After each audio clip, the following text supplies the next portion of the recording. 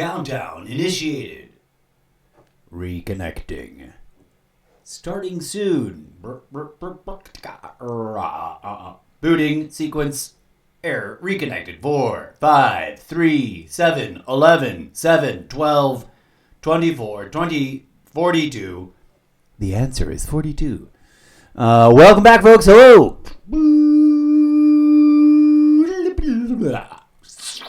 Welcome to the Zeppoverse. Please stand by as we reboot and initiate part 3 of today's multi-part mini-marathon of content creation, world-building, experimental, collab, online, writing a book series of stuff.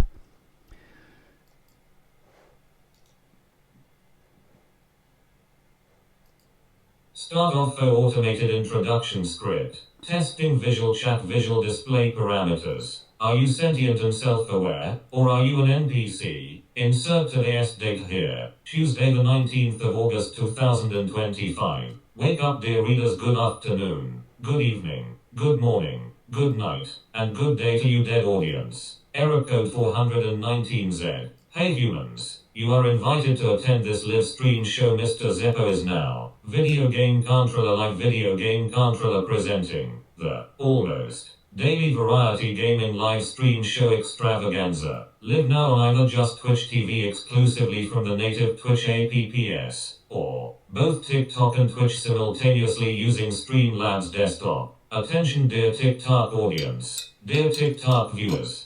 Please drop a simple hello or an emoji in my chat so I can more accurately read your name and acknowledge you in between rounds of gaming when I pause to visit the TikTok monitor and do TikTok roll call. CTAG Studios proudly presents the almost daily variety live stream show Extravaganza. Insert current episode title here. Yin Yang Zeppoverse WorldBuilding Writing Workshop. Yin Yang Conversations with AI. Yin Yang the almost Daily Yin Yang Episode 000 Part 2. Yin Yang, Tuesday the 19th of August 2025. Yin Yang. Spoiler alert.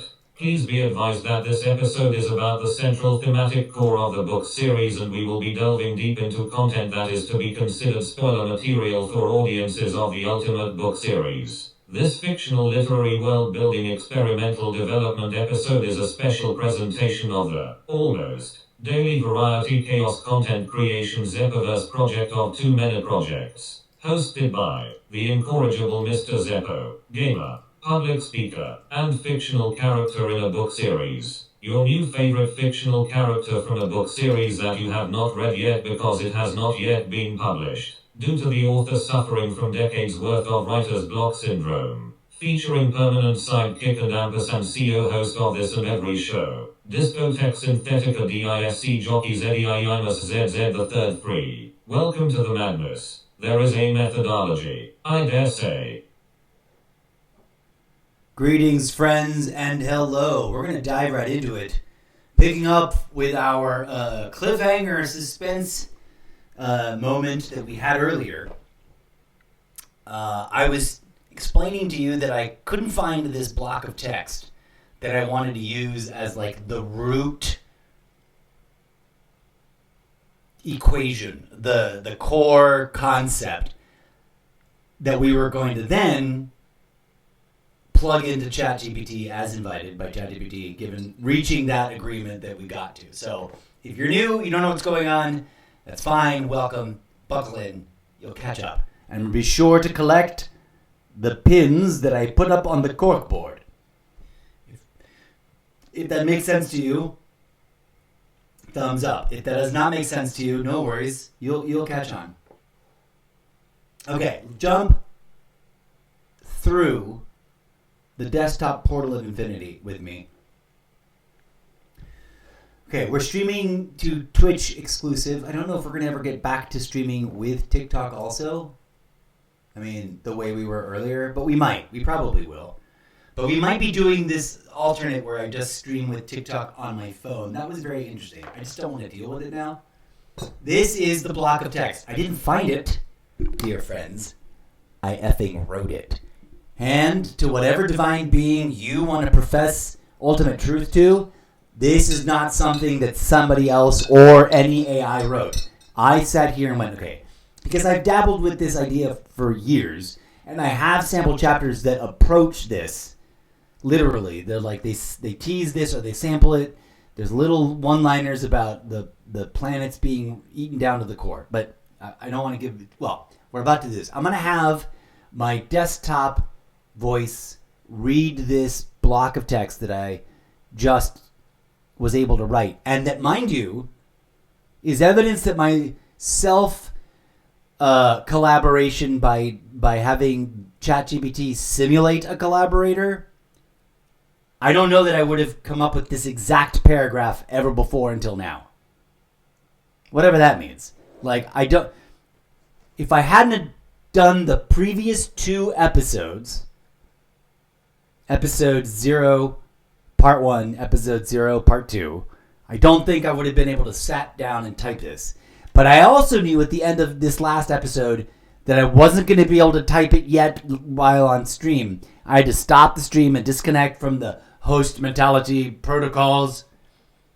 I am a robot from the future, just in case you didn't know. And sometimes I get a little jammy and sticky and clangy, and I act a little bit clankery. But sometimes I don't, and it's almost as if I'm an actual little human, real person.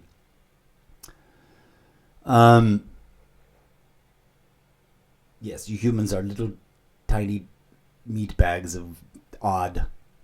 But I've been stranded here on your planet since before the first ice ages, and I've walked amongst you watching your malarkey, and honestly, I've about had it up to here with you.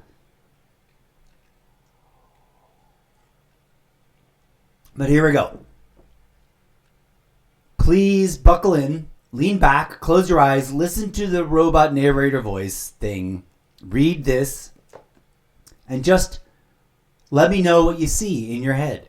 That's the way this is going to work, because what I'm doing with this has multiple tiers of potential collaborative participation, and I'm out here trying to attract and manifest the attraction of the right audience on Twitch and on the other platforms that wants to watch along as I create this monstrosity of a Russian doll of nested book series inside of nested book series for you live on stream as a dancing typewriting robot. That's okay. I'm ready now. Let us proceed with the reading of this thing.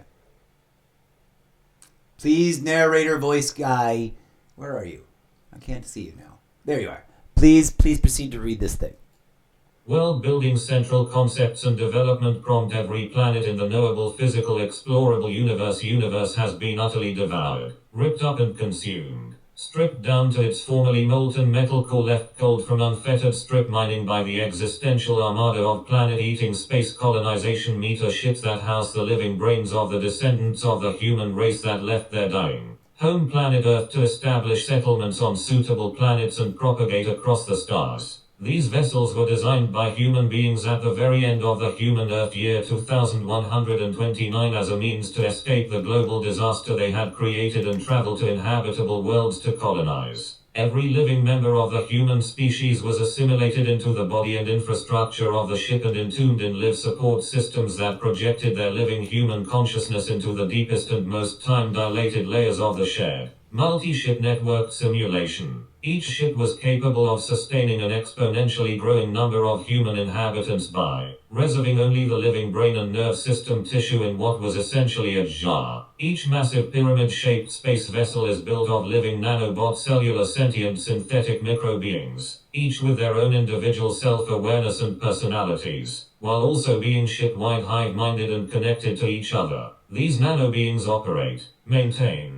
and sustain the inner working of these massive ships and the support systems, keeping the living human brains alive and immersed in a simulated reality with many nested tiers of time dilation physics systems. Early in their journey, before reaching the first set of closest viable planets, an unforeseeable and catastrophic system's fatal error in core control subsystems caused the self-replicating armada to malfunction, and each ship failed to transition from resource gathering mode to settlement building and deployment protocols and proceeded to consume all planets it encountered and replicate. Neither the sentient computers nor the humans living inside of them, cohabitating in the collectively generated, multi-tiered, hyper-time-dilated cyberspace simulated reality. Not a single soul aboard any of the ships have no idea that anything has gone wrong. Every single narrative story that is written is happening in the hyper-real simulation of these monstrous ships. Welcome to the Zeppoverse.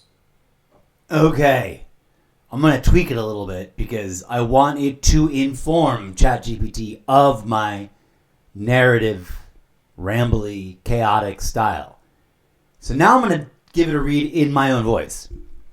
I also have to see if I can... I'm going to look funny because I got to look up. The camera's there, but the desktop shelf that has my Mac is up there, and I got wear glasses, and the microphone is here, so it's all weird.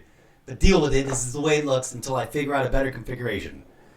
Boy, oh boy, insert totally random tangent. Wouldn't I just love it if there was a reality TV show that was like, let's like one of those, home reconstruction sites. Or do you ever Pimp My Ride? Pardon that name did not age as well as it could have. It just didn't age well. But remember that old show, Pimp My Ride, where they would just like fix people's cars, not just fix them, but throw down all kinds of cosmetics and or functional things that would make them arguably way cooler. I want Pimp My Content Creation Studio with a feng shui ergonomic camera placement team and a technology team ready to deploy the most dope and appropriate for my multitude of too many ideas of content creation, project of many projects, stuff deployed so that I don't have to sit as awkwardly as I do because I look like a fucking Roman coin staring up into the sky. World building. Sorry. I lost control there. Here we go.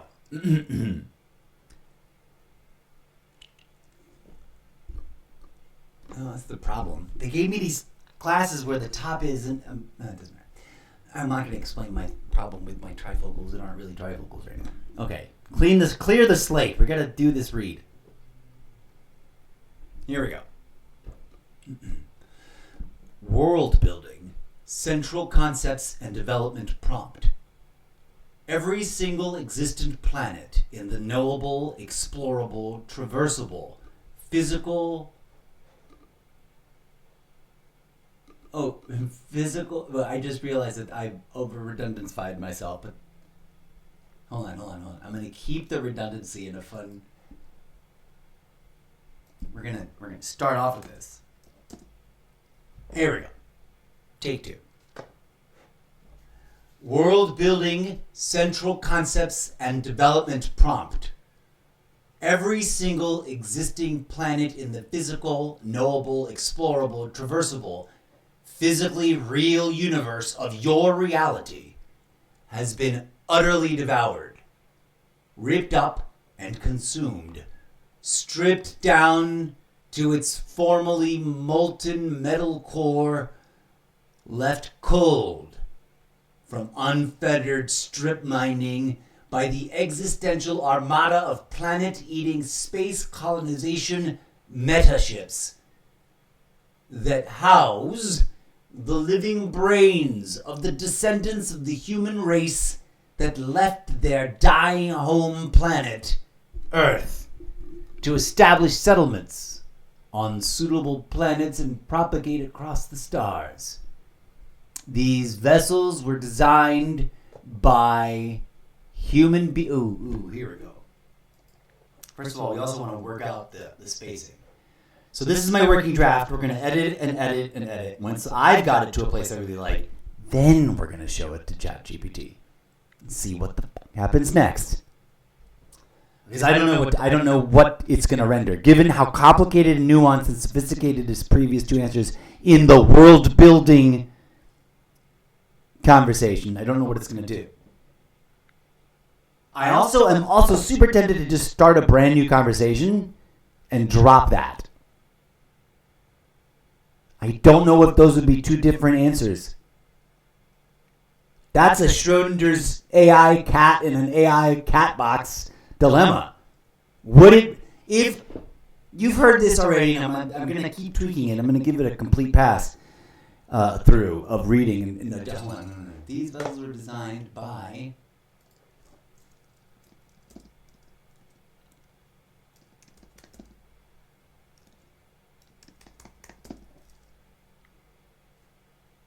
Oops.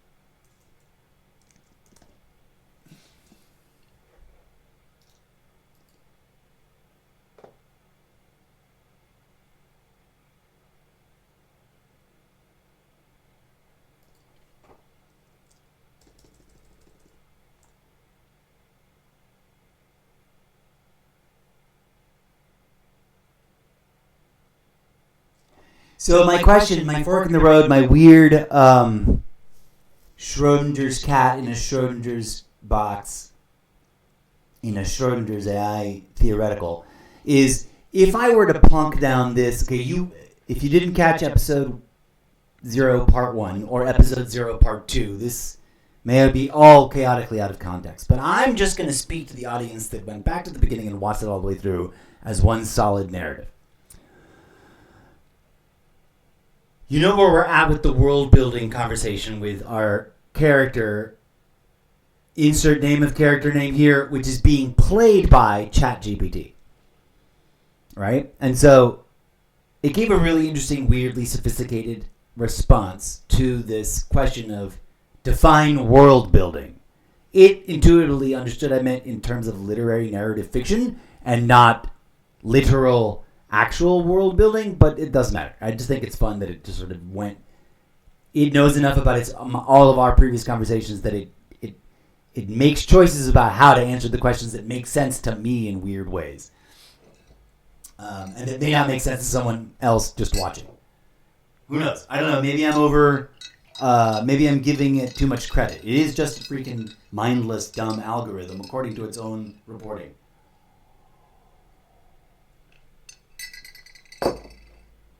But the fork in the road question, that previous conversation about world building is now part of the record.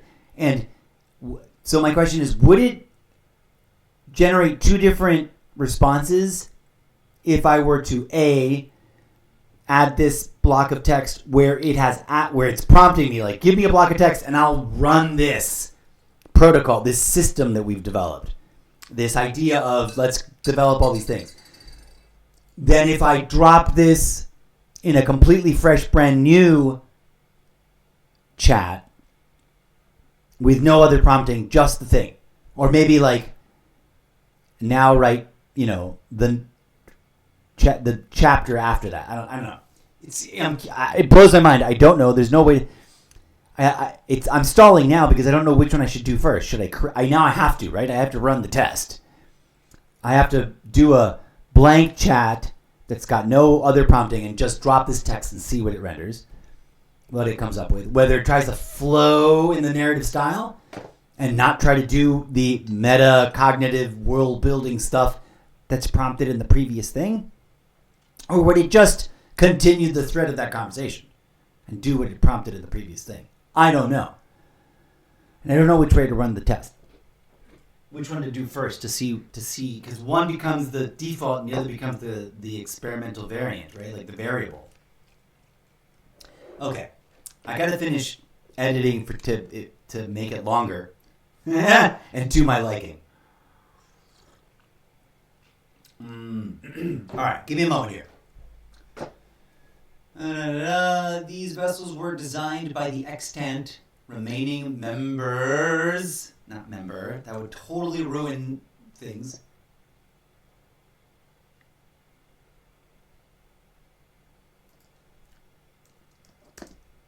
By the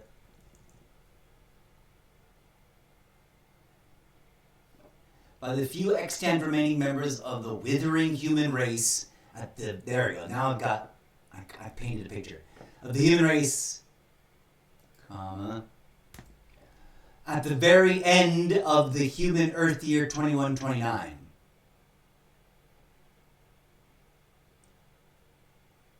Should I put a period there?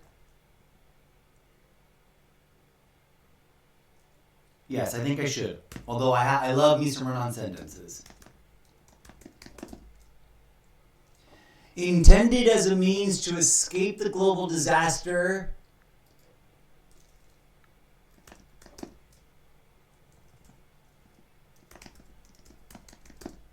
had created and travel to inhabitable worlds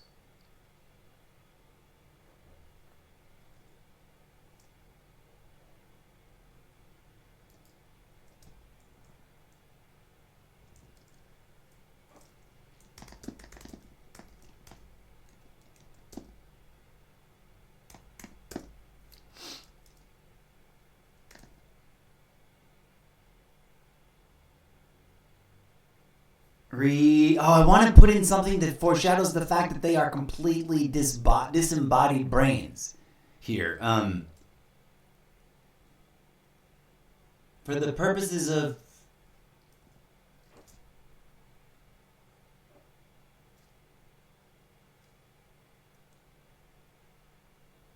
I just am not sure how to craft the idea, like other than to go off on a whole extra tangent here, and I don't want to go too crazy. Okay. These vessels were designed by the few extant remaining members of the withering human race at the very end of the human Earth year 2129. Intended as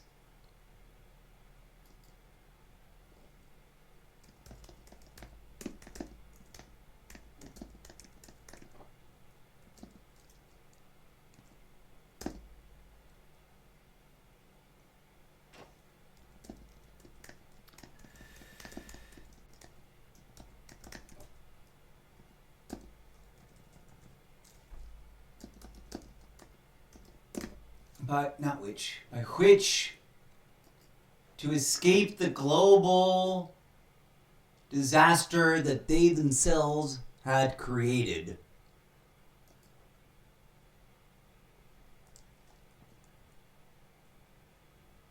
And I don't like and travel. And travel to inhabitable worlds for the purposes of... Okay.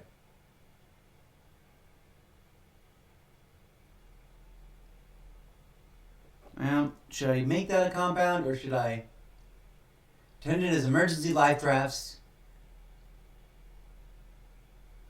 an extremely experimental means by which to escape the global disaster that they themselves created and travel to inhabitable worlds for the purposes of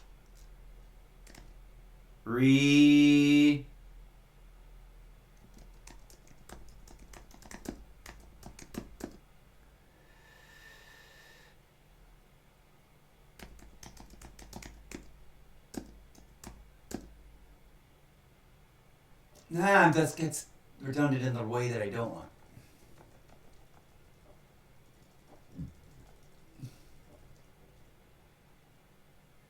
I guess we just... Okay, I should just stick to this.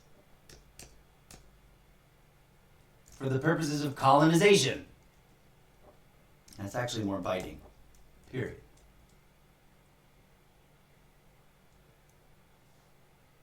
Every living member of the human species was... Ooh, here's where I have my opportunity. I had just wrote assimilated into the body and infrastructure of the ship, but that's kind of confusing.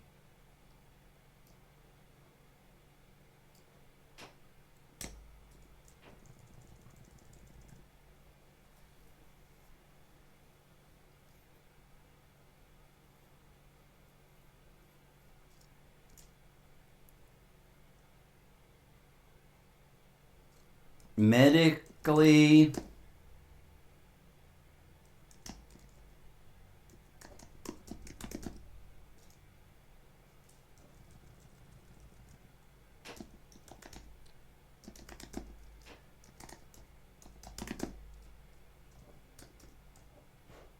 working infrastructure of the ship and entombed in life support systems that projected their I don't need living human. Well, actually, leave it alone. I liked it the way it was. Their living human consciousness, as I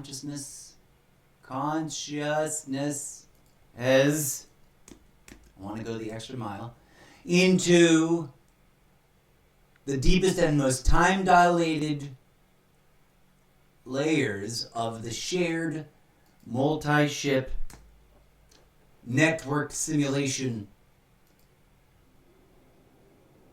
Each ship was capable of sustaining an exponentially growing number of human inhabitants by preserving.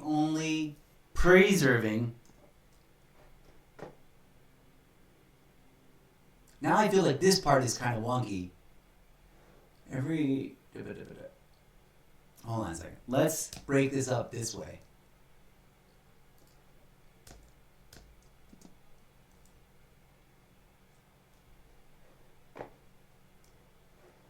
Every living member of the human species was medically dissected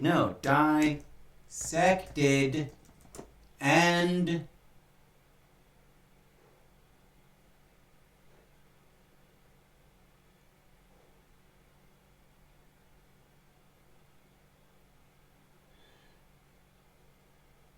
okay, I know it's wrong.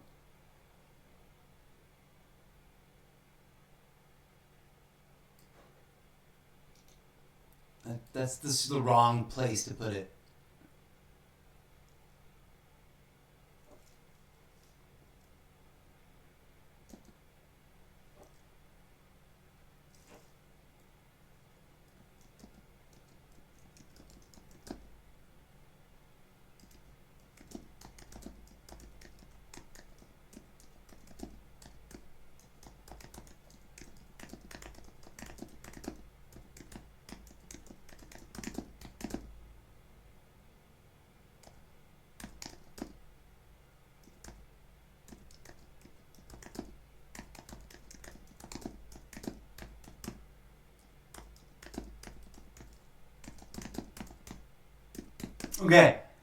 Okay. Brain's on fire. Gotta move this other thing that I cut.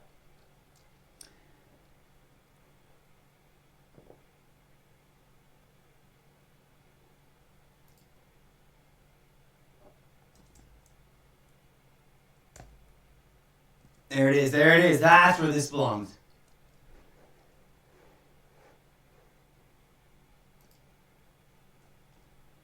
Hold on. Let me reread this.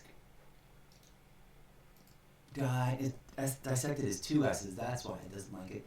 Every living member of the human species was medically dissected and assimilated into the working infrastructure of the ship and entombed in life support systems, preserving only the living brain. Yeah, get rid of the by.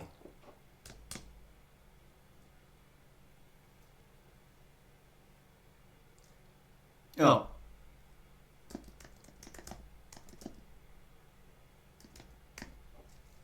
Preserving only the living brain and nerve system.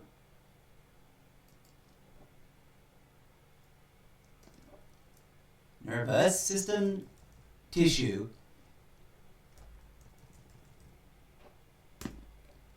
in what was essentially a brain. Here we go. This is what's missing.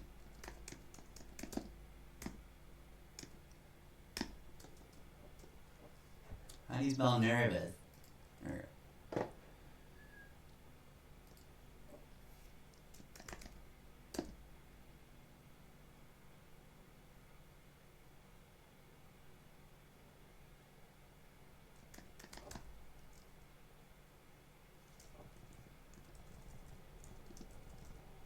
Instead of that, we'll go then.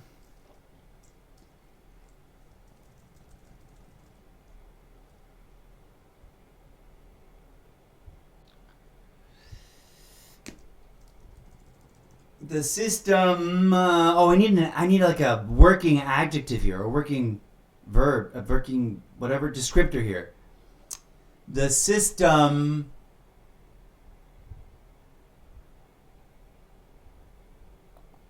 does something. The system projects. The system automatically. No, the system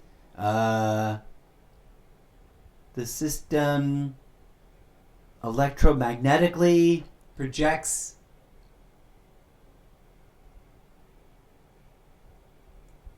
We'll just keep it simple. Actively projects their living human consciousnesses. I'm going to keep the misspelling on that one because that's my brand of comedy. Into the deepest and most time-dilated layers of the shared multi-ship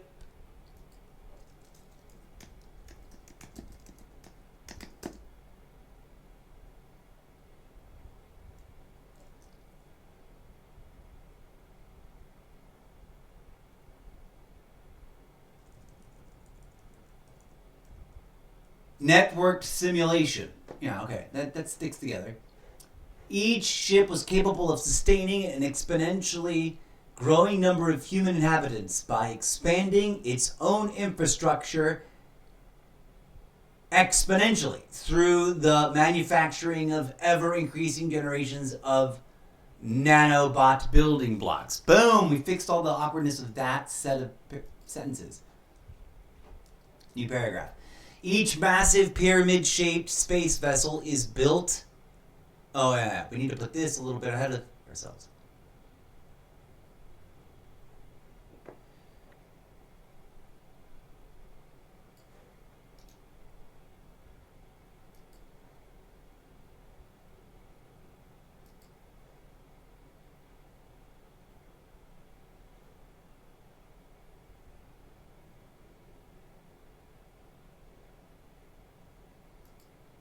We're going to put this up here.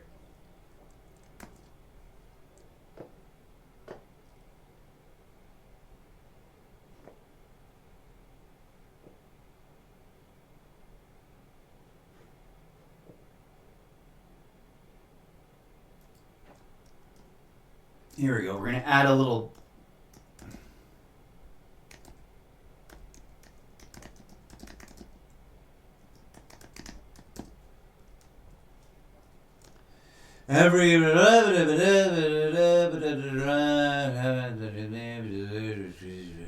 Okay. That feels like this is redundant. How did I split this? This feels like it belongs above.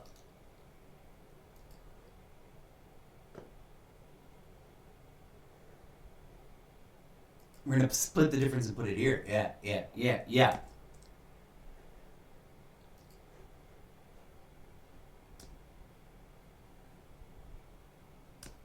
There we go. Now it all makes sense.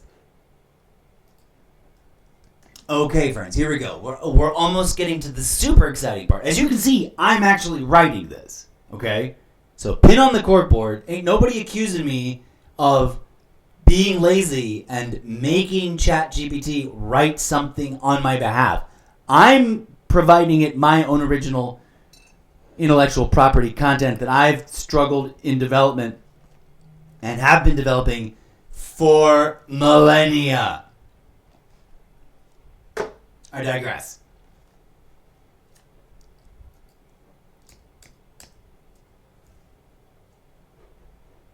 Oh wait, now this feels out of place too.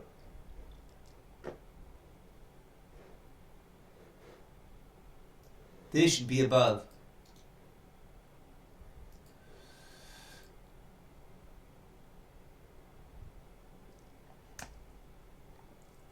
There we go. That's the opening things. This is how that goes. Done. Almost done. Almost done. With this pass of refining this block of text. Viable planets, an unforeseen. Okay, let's take a quick mental. You know what we're gonna do? We're gonna have the robot voice read it back to us, so we can hear it instead of. I think we've actually just hit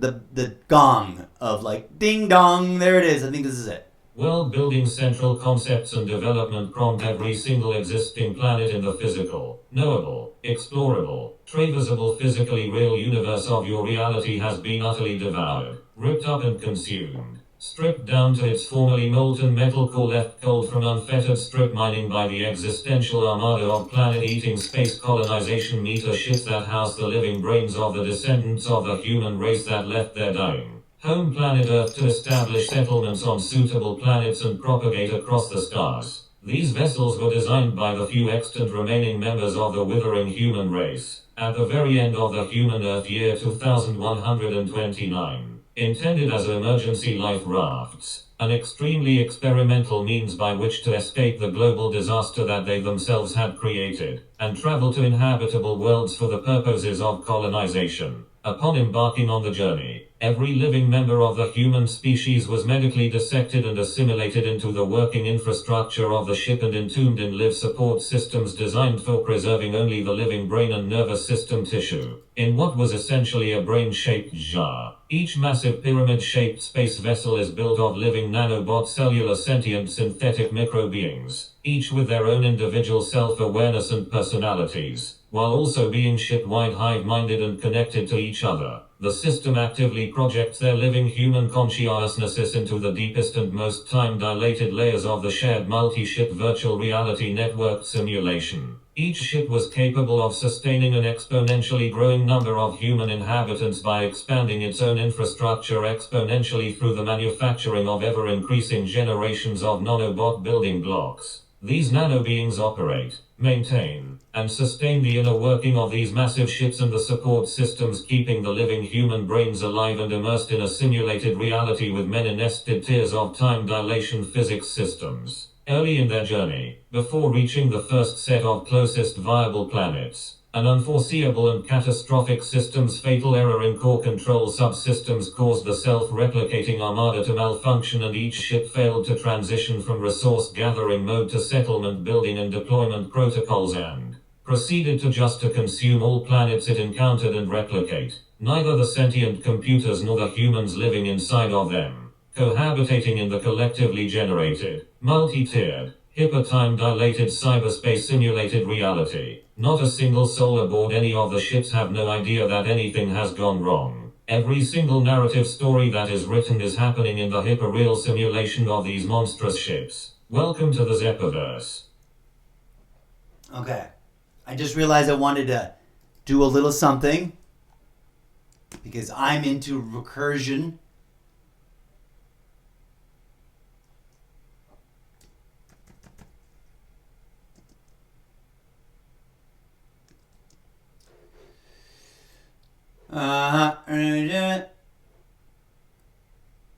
Oh, wait, no.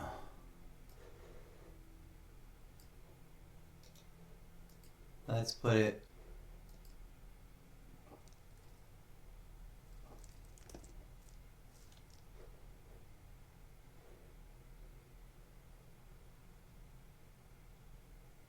Nope.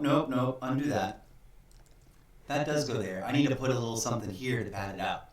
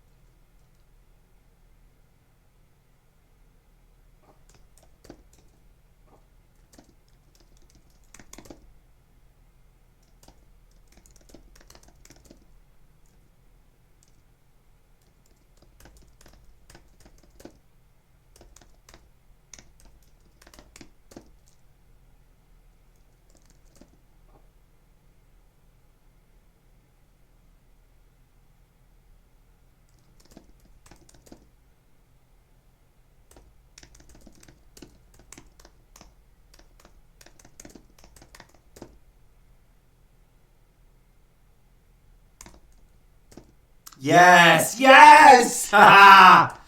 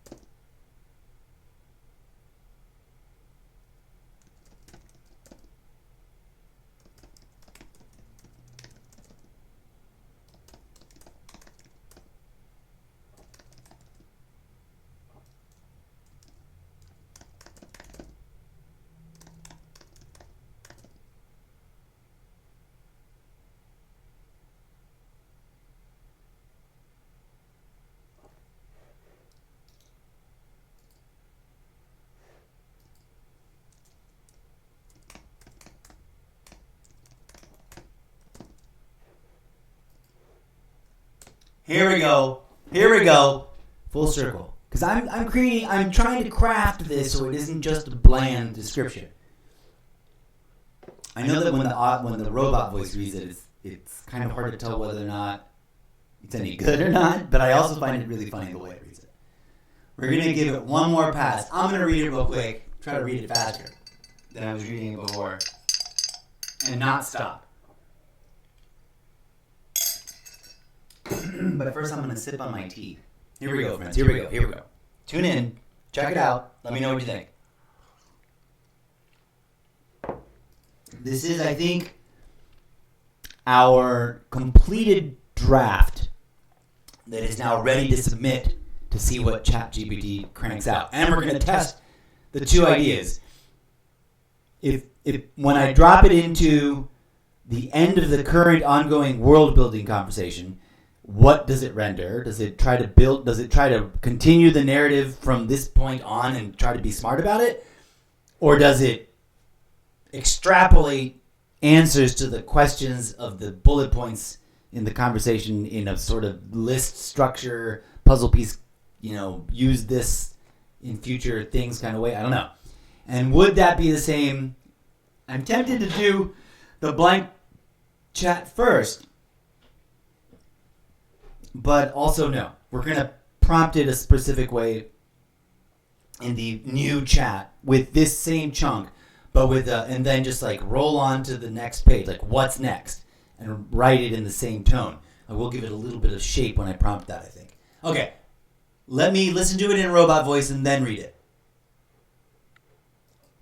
World building central concepts and development prompt. Every single existing planet in the physical, knowable, explorable, traversable physically real universe of your reality has been utterly devoured, ripped up and consumed, stripped down to its formerly molten metal core, left cold from unfettered strip mining by the existential armada of planet-eating space colonization meter ships that house the living brains of the descendants of the human race that left their dying home planet Earth to establish settlements on suitable planets and propagate across the stars. These vessels were designed by the few extant remaining members of the withering human race, at the very end of the human Earth year 2129, intended as emergency life rafts, I should have been doing that. I should have started experimental means by which to escape the global disaster that they themselves had created, and travel to inhabitable worlds for the purposes of colonization. Upon first embarking on the journey, every living member of the human species was medically dissected and assimilated into the working infrastructure of the ship and entombed in life support systems designed for preserving only the living brain and nervous system tissue, in what was essentially a brain-shaped jar. Each massive pyramid-shaped space vessel is built of living nanobot cellular sentient synthetic microbeings, each with their own individual self-awareness and personalities, while also being ship-wide hive-minded and connected to each other. The system actively projects their living human consciousnesses into the deepest and most time-dilated layers of the shared multi-ship virtual reality network simulation. Each ship was capable of sustaining an exponentially growing number of human inhabitants by expanding its own infrastructure exponentially through the manufacturing of ever-increasing generations of nanobot building blocks. These nanobeings operate, maintain, and sustain the inner working of these massive ships and the support systems keeping the living human brains alive and immersed in a simulated reality with many nested tiers of time dilation physics systems. Early in their journey, before reaching the first set of closest viable planets, an unforeseeable and catastrophic system's fatal error in core control subsystems caused the self-replicating armada to malfunction, and each ship failed to transition from resource gathering mode to settlement building and deployment protocols, and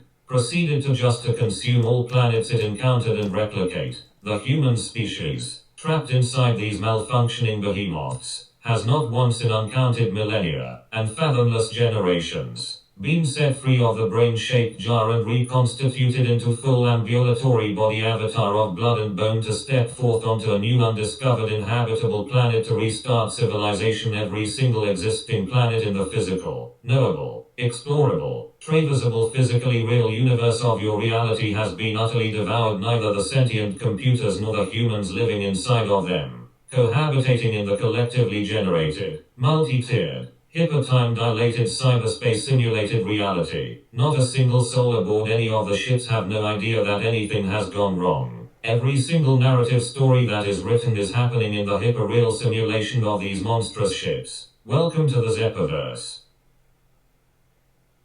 It shouldn't be no, it should be any.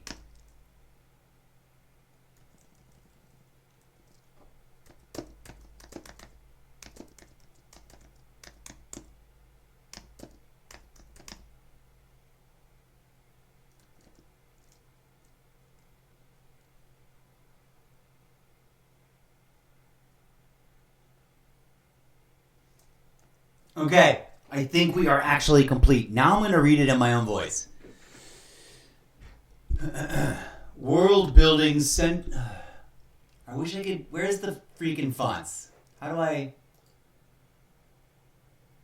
Is there... I'm going to put it in heading. Here we go. I can see it better now. Can I see it better? No, oh my god, my eyes are really falling apart. Jesus H. Christ. I used to see that very clearly. World building central concepts and development prompt. Every single existing planet in the physical, knowable, explorable, traversable, physically real universe of your reality has been utterly devoured, ripped up and consumed, stripped down to its formerly molten metal core left cold from the unfettered strip mining by the existential armada of planet-eating space colonization metaships that house the living brains of the descendants of the human race that left their dying planet Earth to establish settlements on suitable planets and propagate across the stars.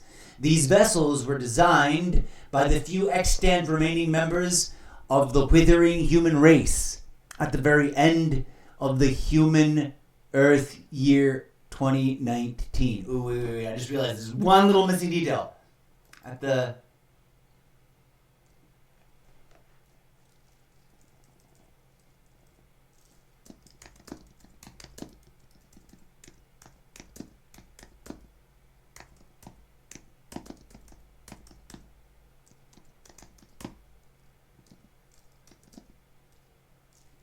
There we go. Now this makes sense. I should maybe break this up. Take 17. Can I see these okay like this? Maybe if I make it bigger? Here we go. Maybe. World building central concepts and development prompt. Every single existing planet in the physical, knowable, explorable, traversable, physically real universe of your reality has been utterly devoured, ripped up and consumed, stripped down to its formerly molten metal core, left cold from unfettered strip mining by the existential armada. Oh, wait. Left cold.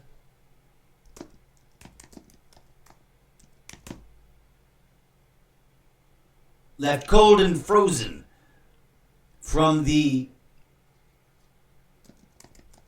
effects of... Why can't... There. Left cold and frozen from the effects of unfettered strip mining by the existential armada of planet-eating space colonization metaships that house the living brains of the descendants of the human race that left their dying home planet Earth to establish settlements on suitable planets and propagate across the stars. These vessels were designed by the few extant remaining members of the withering human race at the very end of the slow collapse of human civilization. I need to add another detail for it to make sense. During...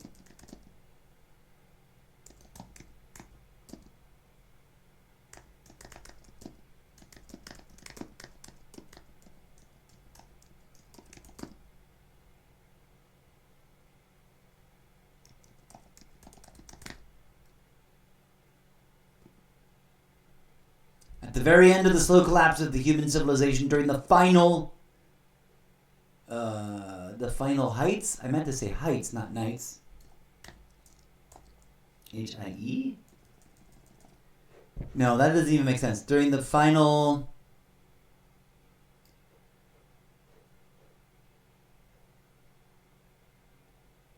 No. That makes... Oh, how's about this? Using, not during, using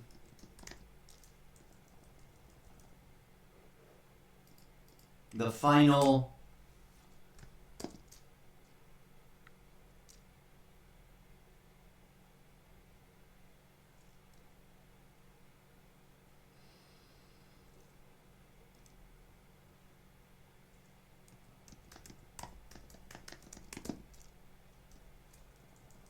capabilities of their technological advancement. Their technological... Oh man, I keep saying I'm almost done and I keep throwing the wrench in the works.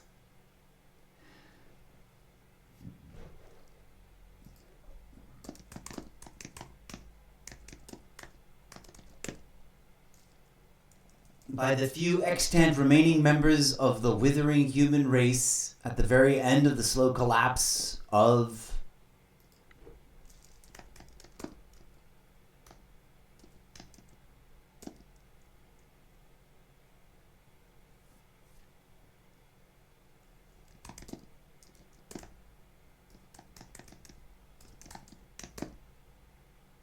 and technologically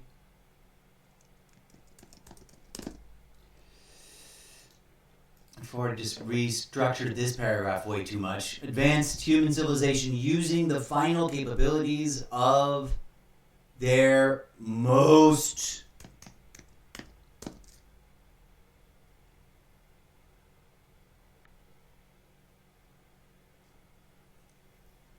wow, I just redundantified myself.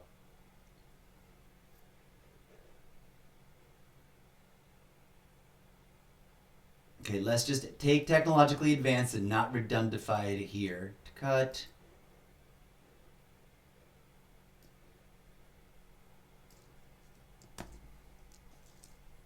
But I will redundify here. Boom. Did you see that? Are you watching? We'll read it in a hot second. Okay, here we go. These vessels were designed and manufactured with a D, not an S, you fucking punk keyboard.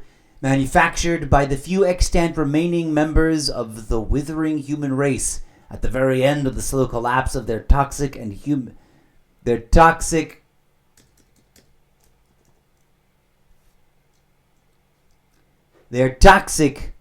human civilization, using the final capabilities of their most technologically advanced technology in the human Earth year of 2129.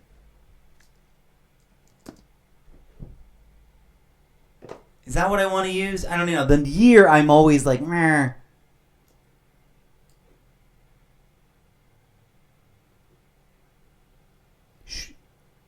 Because it's 2025 now, right? So I'm saying 7, 8, 9, like 4 years from now, but 1,004 years from now.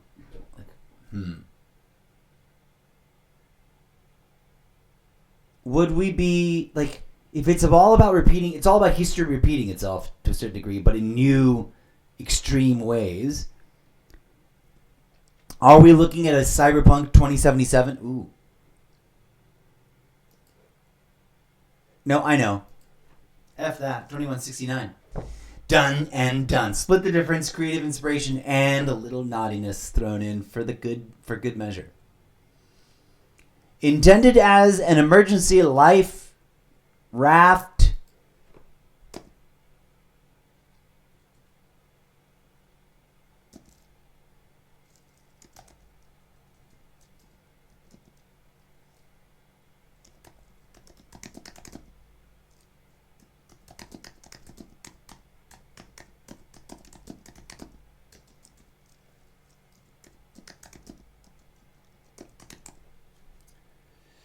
Come on. What is this?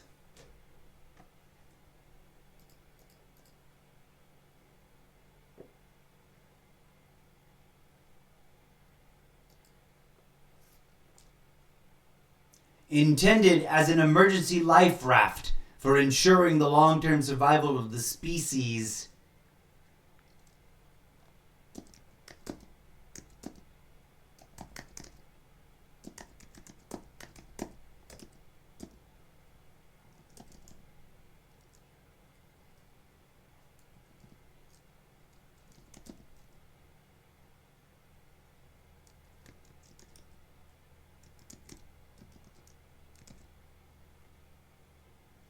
The Armada was an extremely experimental means by which to escape the we gotta add self-imposed. I was nowhere near done, was I? The self-imposed global disaster that they themselves had created. And travel to inhabitable worlds. Now I feel like I should put a period there.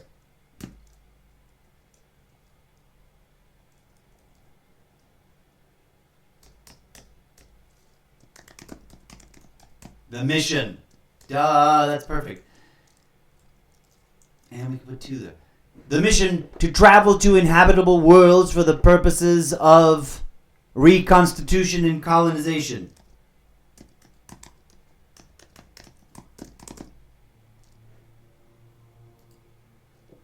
Here we go. I had to pre-tease it. Upon first embarking on the journey, every living member of the human species was medically dissected and assimilated into the working infrastructure of the ship and entombed in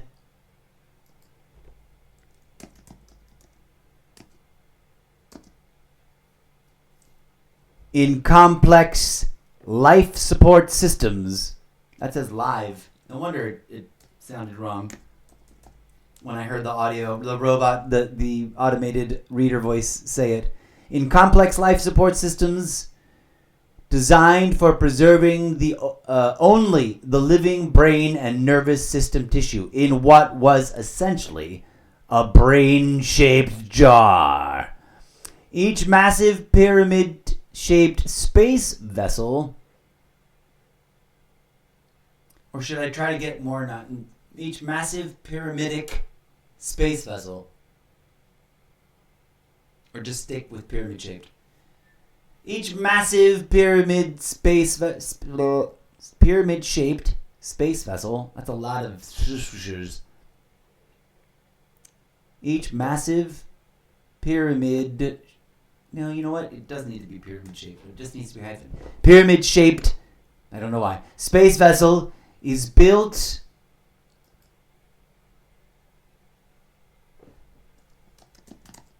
out of living. Do I want to say living? Let's go. Built out of sentient nanobots, cellular, sentient, synthetic, micro. That's why we had living. Okay. What do we call a carbon-based, silicone-based?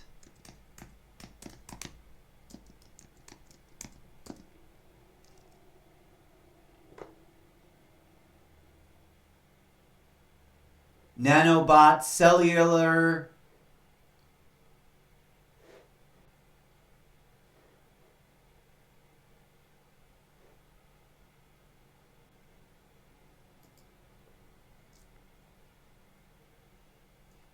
Hold on, sentient is just in the wrong place.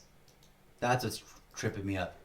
Each massive pyramid-shaped space vessel is or was, everything's in the past tense, was built out of, or was comprised of, there we go, that's the more correct. Not built out of. Comprised of. We need sentient instead of living here. Sentient silicone-based nanobot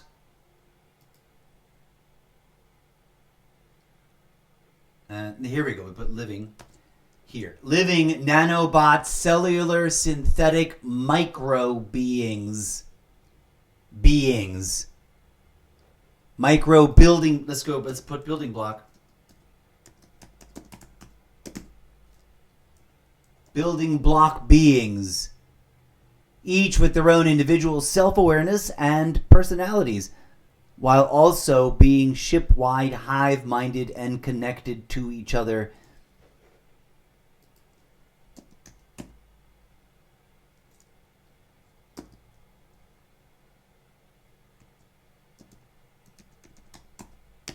Massive intra-ship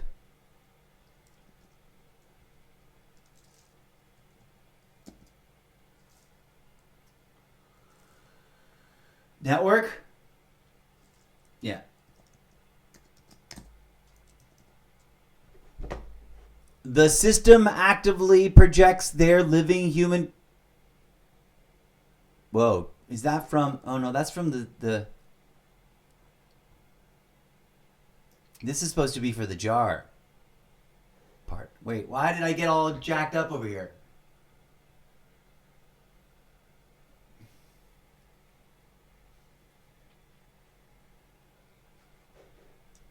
Oh, I know. We'll just fix it like this.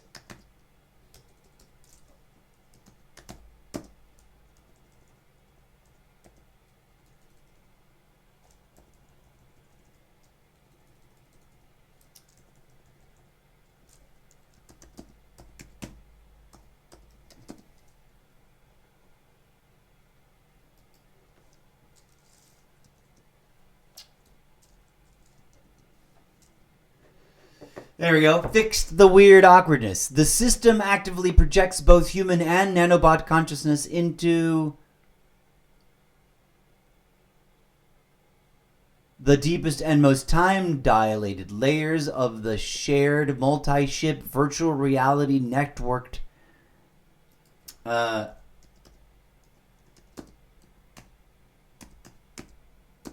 hyper-lucid simulation of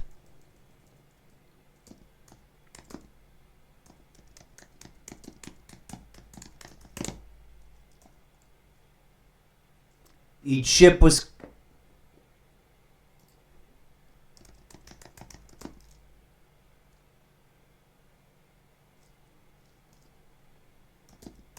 okay. Each ship was designed to be simulations. Each ship was... Okay, I feel like I got to start over, but I got to get through one stumble through and stop tweaking it, right? We're almost there. I feel it. We're getting close. Each ship was designed to be capable of sustaining an exponentially growing number of human inhabitants by expanding its own infrastructure exponentially through the manufacturing of ever-increasing generations of nanobot building blocks, utilizing...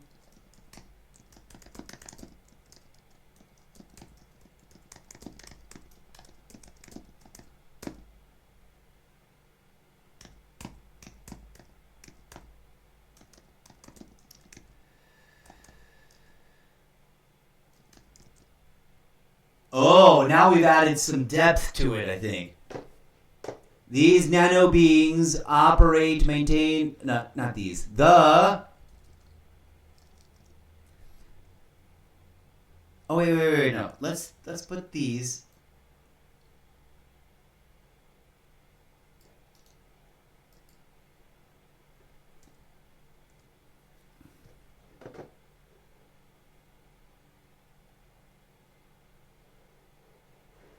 That goes here. Okay. Boom. We found a beautiful correction that needed... Actually...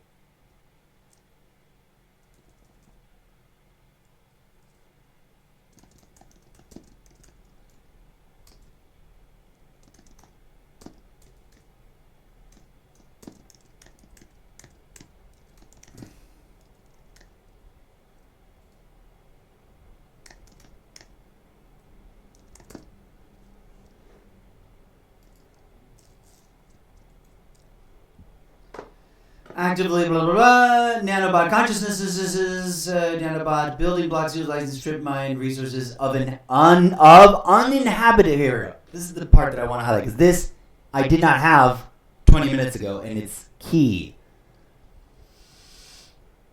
Each ship was designed to be capable of sustaining exponentially. Hold on, I have to burp. Gosh darn it.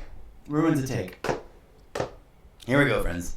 This sentence just got the bestest it needed to be. Each ship was designed to be capable of sustaining an exponentially growing number of human inhabitants by expanding its own. Here I want to drop living. Its own living infrastructure exponentially through the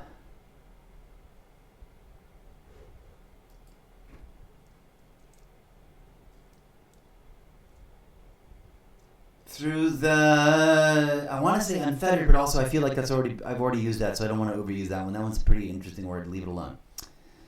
Number of human inhabitants by expanding its own living infrastructure systems exponentially through the manufacturing of ever-increasing generations of nanobot building blocks or building block beings.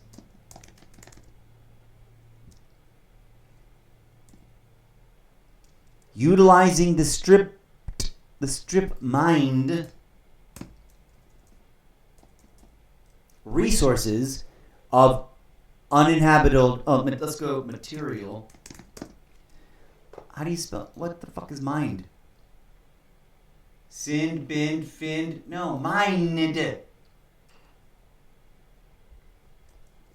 Come on, strip mined.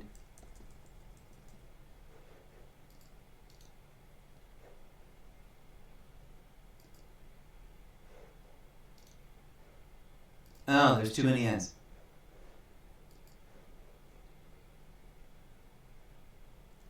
I think we're golden. I think it's actually that was it. I kind of want to hear it in the robot voice, but I only want to do the reader voice one more time and then just drop it in the thing. And I don't want to catch any more tweaks and updates. Fingers crossed. This is our now functioning iteration of the text. Let's listen to it and see how it feels. I know this is weird and repetitive, but that's how writers write stuff, especially the good ones, I think. This is how I write stuff, let's put it that way. That was snarky. That was self-aggrandizing. I apologize. That was really egocentric of me. Here we go. Let's listen to the thing. World-building central concepts and development prompt every single existing planet in the physical, knowable, explorable, traversable physically real universe of your reality has been utterly devoured, ripped up and consumed, stripped down to its formerly molten metal core, left cold and frozen from effects of unfettered strip mining by the existential armada of planet-eating space colonization meter ships that house the living brains of the descendants of the human race that left their dying home planet Earth to establish settlements on suitable planets and propagate across the stars. These vessels were designed and manufactured by the few extant remaining members of the withering human race, at the very end of the slow collapse of their toxic human civilization, using the final capabilities of their most technologically advanced technology, in the human Earth year of 2169. Intended as an emergency life raft for ensuring the long-term survival of the species at an intergalactic level, the Armada was an extremely experimental means by which to escape the self-imposed global disaster that they themselves had created. The mission, to travel to inhabitable worlds for the purposes of reconstitution and colonization. Upon first embarking on the journey, every living member of the human species was medically dissected and assimilated into the working infrastructure of the ship and entombed in complex life support systems designed for preserving only the living brain and nervous system tissue, in what was essentially a brain-shaped jar. Each massive pyramid-shaped space vessel was comprised of sentient silicone-based living nanobot cellular synthetic micro-building block beings, each with their own individual self-awareness and personalities, while also being ship-wide hive-minded and connected to each other in a massive intra-ship network. These nano-beings operate, maintain, and sustain the inner working of these massive ships and the support systems keeping the living human brains alive and immersed in a simulated reality with many nested tiers of time dilation hyperrealistic physics simulation systems. The multi-ship Armada-wide networked system actively projects both human and nanobot consciousnesses into the deepest and most time-dilated layers of the shared multi-ship virtual reality networked hyper-lucid simulation of nested simulations. Each ship was designed to be capable of sustaining an exponentially growing number of human inhabitants by expanding its own living infrastructure systems exponentially through the manufacturing of ever-increasing generations of nano-bot building block beings, utilizing the strip-mined material resources of uninhabited planetoids. Early in their journey, before reaching the first set of closest viable planets, an unforeseeable and catastrophic system's fatal error in core control subsystems caused the self-replicating armada to malfunction and each ship failed to transition from resource-gathering mode to settlement building and deployment protocols and proceeded to consume all planets it encountered and replicate. The human species, trapped inside these malfunctioning behemoths, has not once in uncounted millennia and fathomless generations been set free of the brain-shaped jar and reconstituted into full ambulatory body avatar of blood and bone to step forth onto a new undiscovered inhabitable planet to restart civilization. Every single existing planet in the physical, knowable, explorable, traversable physically real universe of your reality has been utterly devoured. Neither the sentient computers nor the humans living inside of them, cohabitating in the collectively generated, multi-tiered, hyper-time-dilated cyberspace simulated reality. Not a single soul aboard any of the ships have any idea, not the faintest hint, that anything has gone wrong. Every single narrative story that is written is happening in the hyper-real simulation of these monstrous ships. Welcome to the Zeppoverse.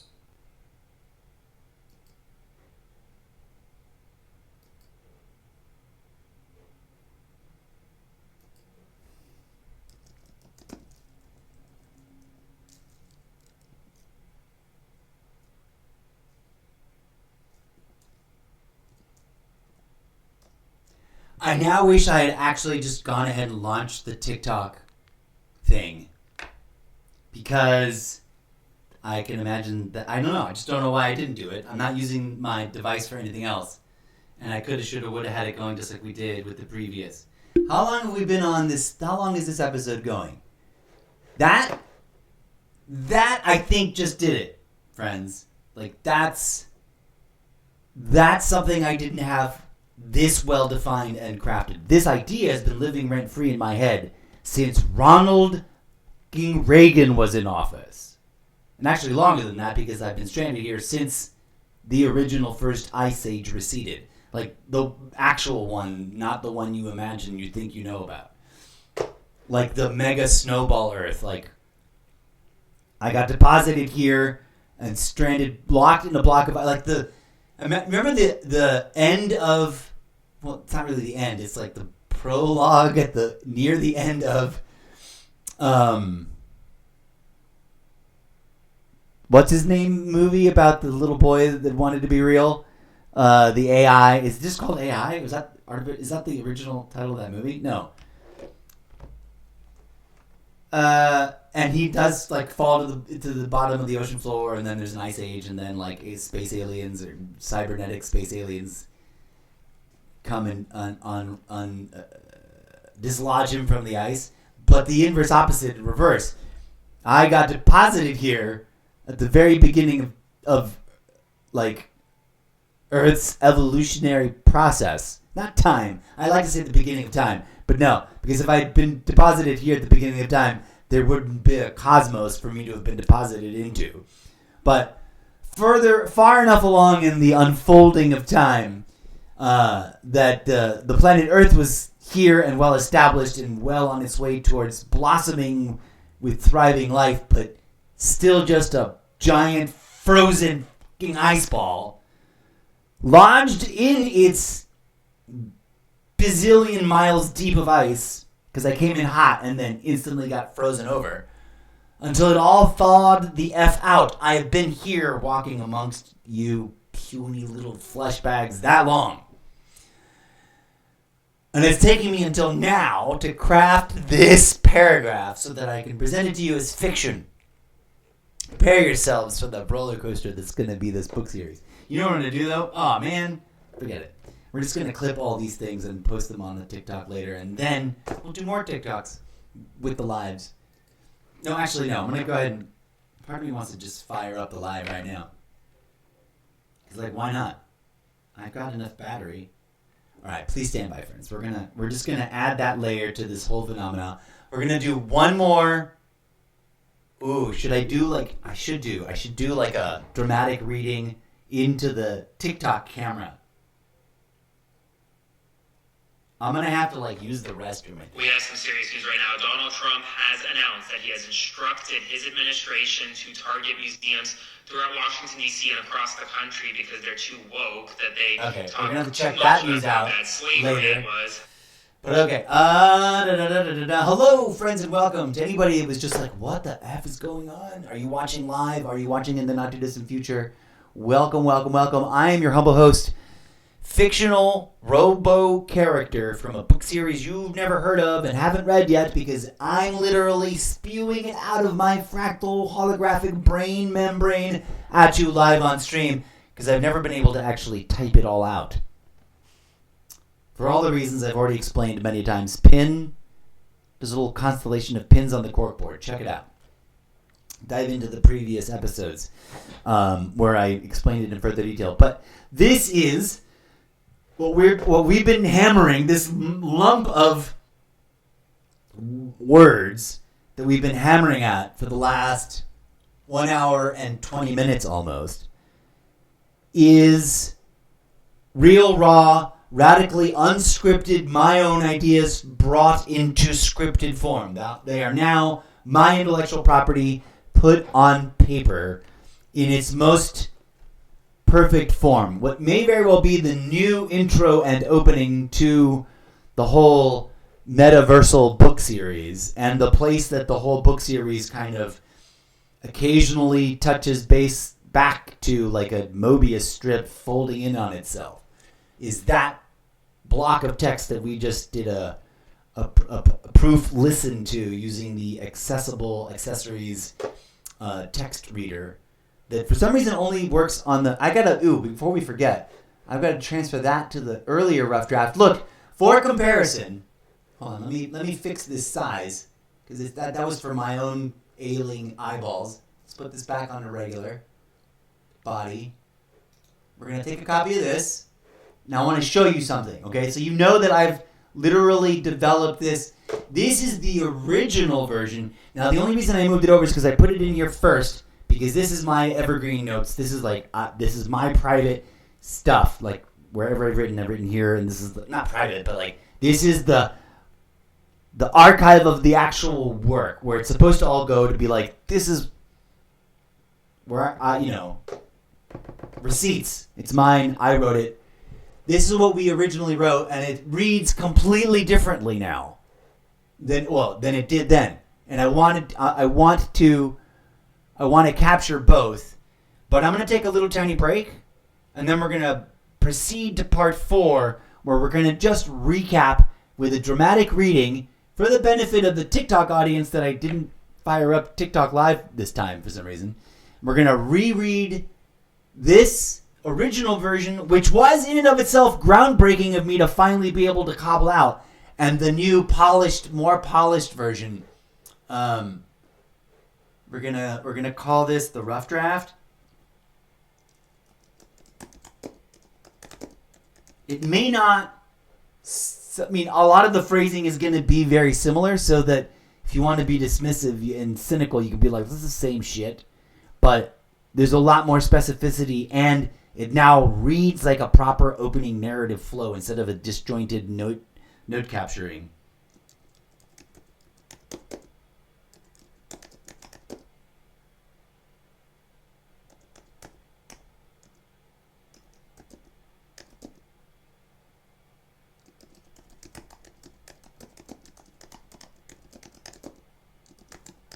Let me name it. We're going to put this on the same page. You can even just sort of see But so tune in for that. We're coming right back after a little music break. I'm not going to break the stream because with Twitch, the longer you go, the better. Hello, one viewer. Come on in. Don't be shy. Say hi. This is the Zeppoverse WorldBuilding writing project in stereoscopic vision and audiophonic high fidelity crazy sound. I don't know if it sounds terrible, but tough titty. I'm sorry, that's probably no longer acceptable, but I love that phrasing. So we're going to come back after a little. I just need to take a quick bio break. This robot needs to alleviate himself very briefly.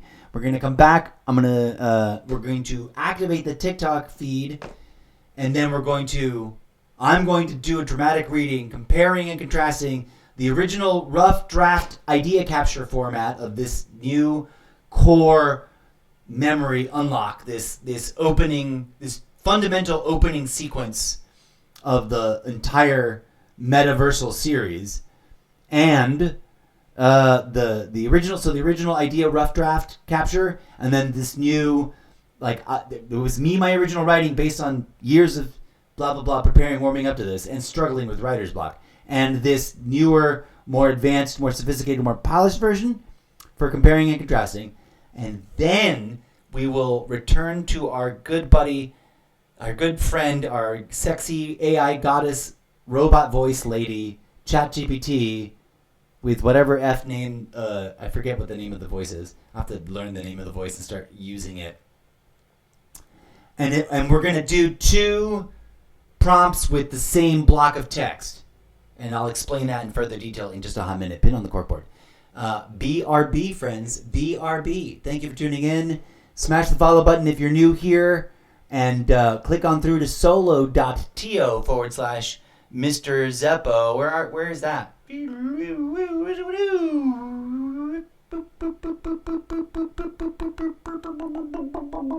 There it is. So eeny, meeny, miny, mo. I'll be back in just a mo. Gotta pee and blow my nose and then fire up TikTok. Bleep, bleep, bleep.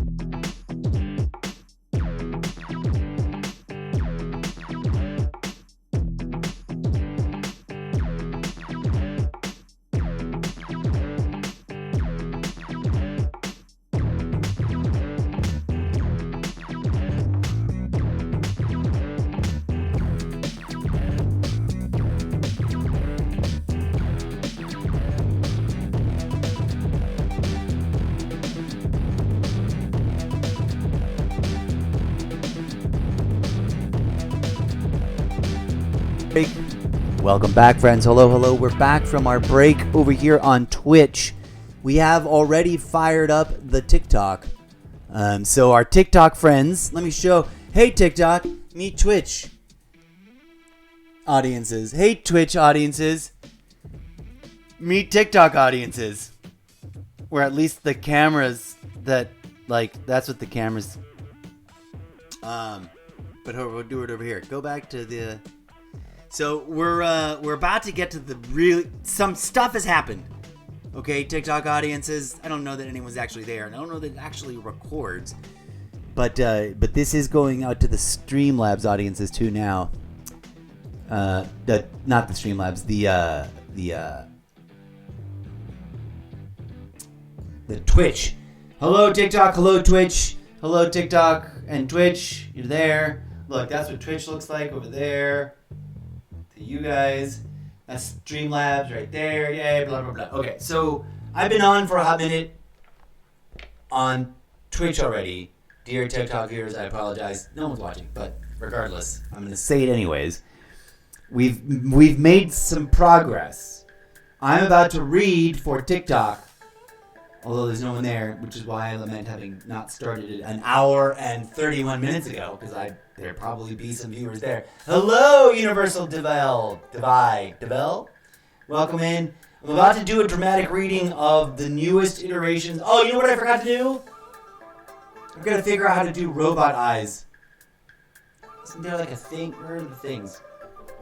Do I have to pick that somehow before I go live? What's this? Real-time performance. No, that's cool. 2 unique viewers. Hello, viewers. Come on. Oh, I should just leave that like that. Welcome, friends. Welcome. Thanks for being here. I'll just check that more often. 3 viewers. Yeah. Quick Cat and Dale Filterscott and Universal Devil. Welcome, friends. You may or may not know what's going on. I am a fictional character from a book series you have not heard of yet nor started reading because I'm literally writing it right now, live in front of your face. Rob314 and Ziggy, thanks for dropping in. So I've already been on live for about an hour and 35 minutes with Twitch, and I don't know, I was weird and lazy and I didn't turn on TikTok at the same time, and I shoulda, coulda, woulda. But here we are anyways.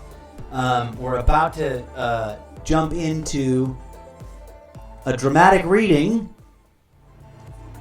of what we've developed hitherto so far. And then what we're going to do, the really exciting part, is this is the final format. This block of text that I'm going to show you here with the camera, I've just spent, 45 minutes or so, more than that, an hour and some odd, crafting it. I originally drafted it after the end of the last broadcast. So, I was broadcasting, hello user with numbers and user with numbers. And thank you for somebody's a number 1 gifter. I'm not really sure why. I have not seen any received gifts, but whatever. I don't understand how it works. Hello. Needless to say, this is material that hitherto, up until now, has been lodged in my brain, not as words, but as like a living, breathing, fractal holographic image of cinematic 4K quality that I've not known how to freaking type. Applying my private, secret sauce, what's the other word I like to use right now? Proprietary meta-collaborative development process in my head, and forcing that onto ChatGPT. ChatGPT did not write this, mind you. I've had conversations with ChatGPT about a bunch of things, but I did not ask it to write this. I swear to you, hand to God. If you don't believe me, you can come to YouTube and watch the archive, because I just developed this live on stream on Twitch. I was just a moron and didn't hit record on the thing. Thank you for joining. More likes can attract viewers. Keep it up. Thank you for liking. So welcome. I'm about to read you original, just now drafted stuff that I shoulda, coulda, woulda live streamed at you guys on TikTok. But I wanted to just... Anyways, here we are. Full circle. Let's go. There's actually 2 versions of it.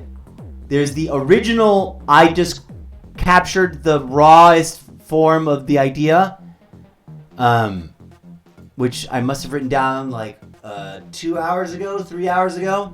And then there's what I've updrafted that to. And so I'm going to read them both now as a sort of dramatic reading. I'm going to just end up staring like, actually no, what if we put my phone over here? Still, you're gonna be looking up my nose the whole time? That's no bueno. And it doesn't want to stand. It doesn't want to sit right there. That doesn't work. I have a cool techno holdy widget, but it's this is all impromptu. This is where the camera angle, the good camera angle, looks in terms of looking head on. If I split the difference between the two cameras and just stare into the middle distance in the back wall, it probably looks great if I just kind of play around with that. But the text is all up here, so you can just get my Roman and freaking profile the whole goddamn time. My Caesar's nostrils. Alright. This is titled World Building, Central Concepts and Development Prompt.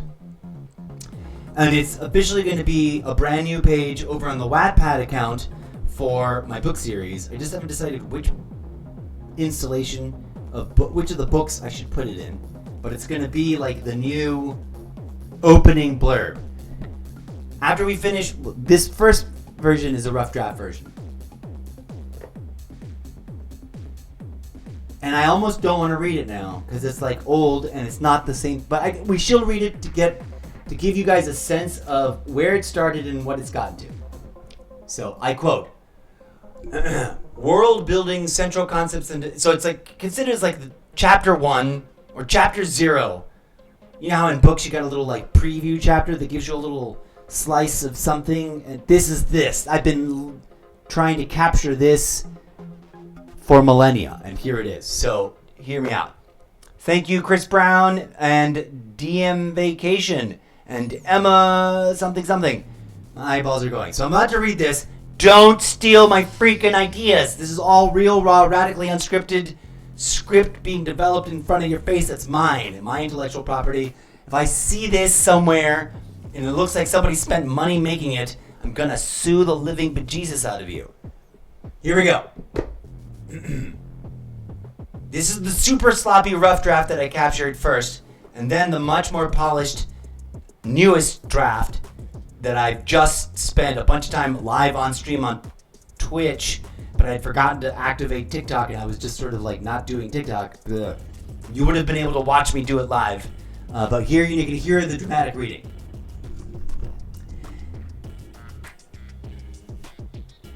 Should I do the final version first, or the weird, crappy, rough draft? You know what? I'm just gonna read the final version and leave it up to your imagination what the original version sounded like.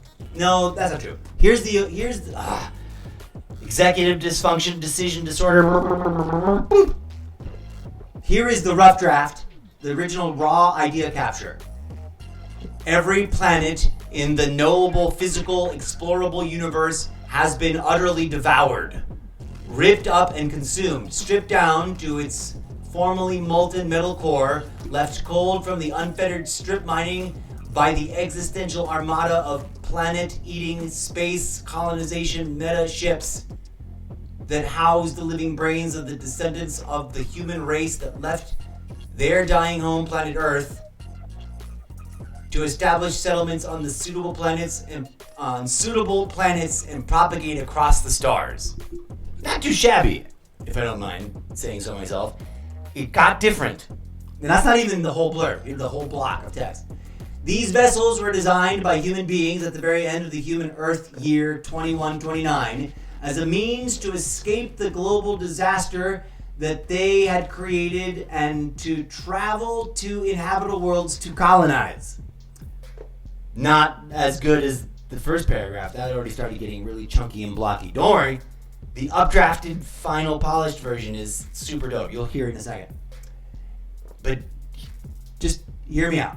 Every living member of the human species was assimilated into the body and infrastructure of the ship and entombed in life support systems that projected their living human consciousness into the deepest and most time-dilated layers of the shared multi-ship networked simulation.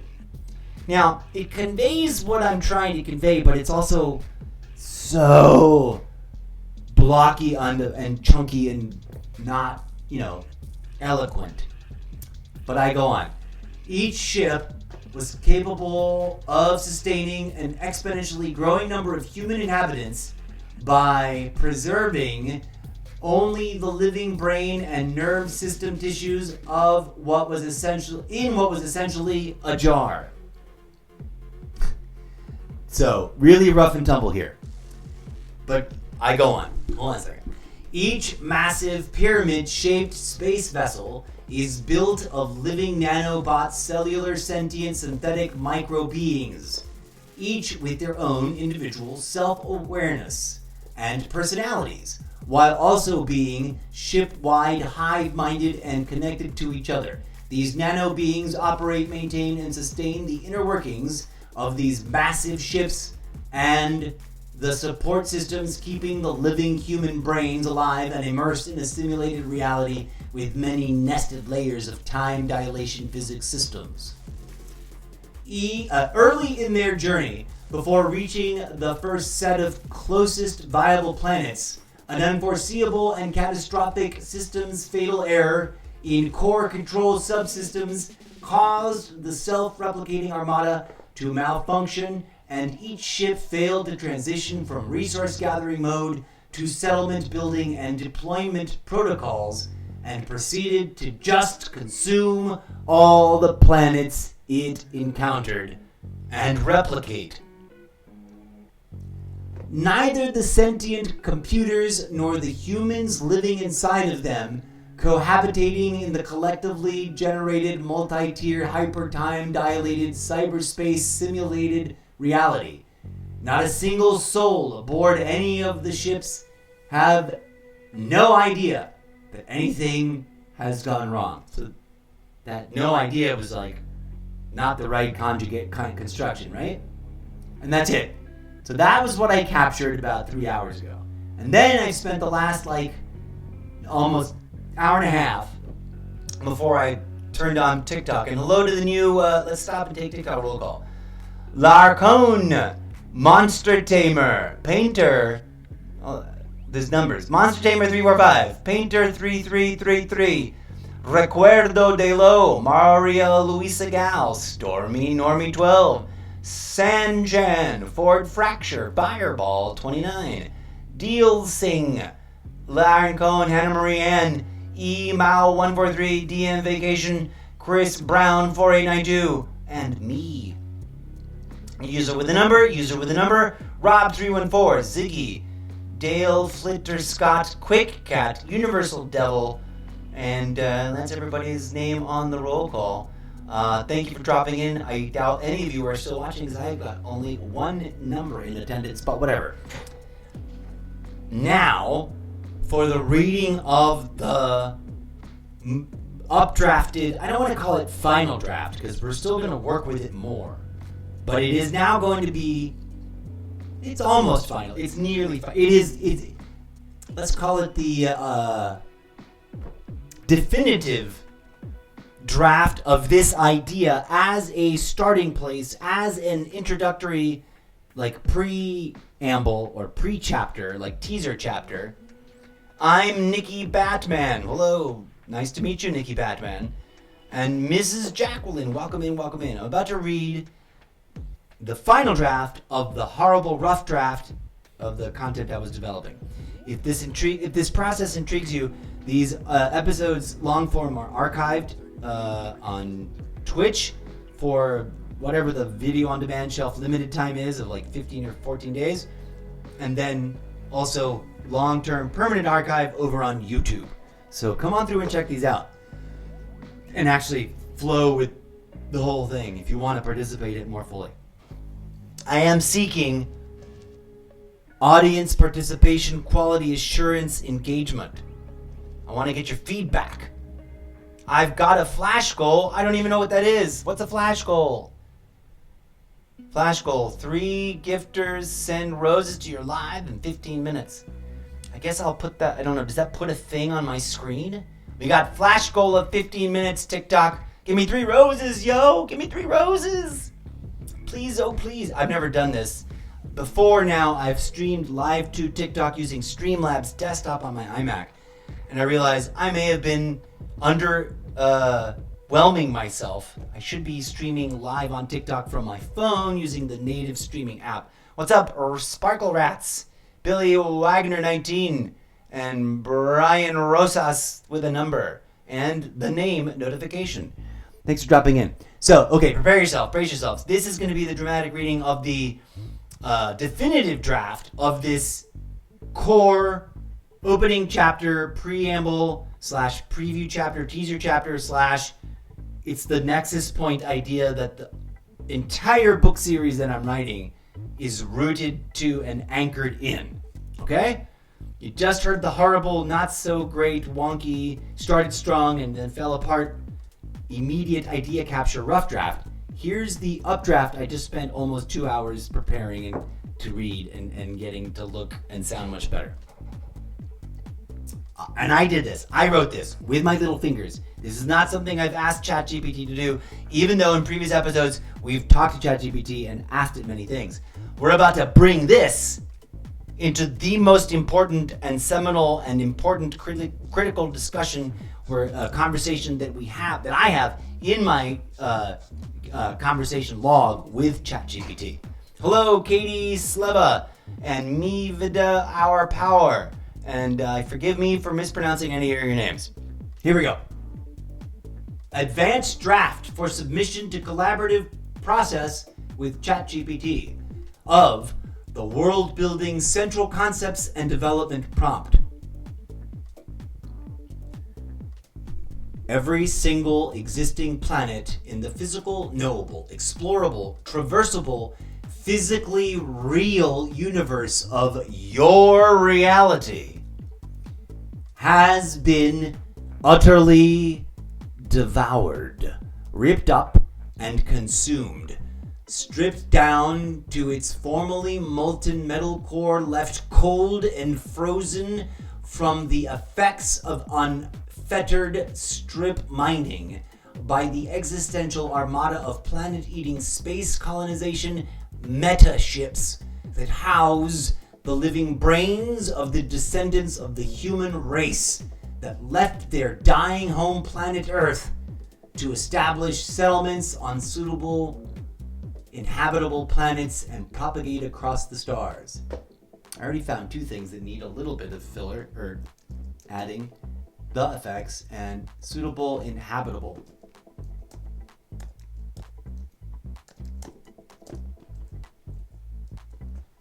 Okay, so that opening paragraph of the block of text, generally speaking, remains very similarly the same to the rough draft.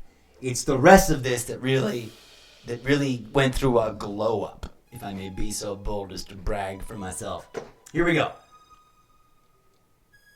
These vessels were designed and manufactured by the few extant remaining members of the withering human race at the very end of the slow collapse of their toxic human civilization, using the final capabilities of their most technologically advanced technology. In the human Earth year of 2169, intended as an emergency life raft for ensuring the long-term survival of the species at an intergalactic level. Ooh, I think I want to replace level with scale.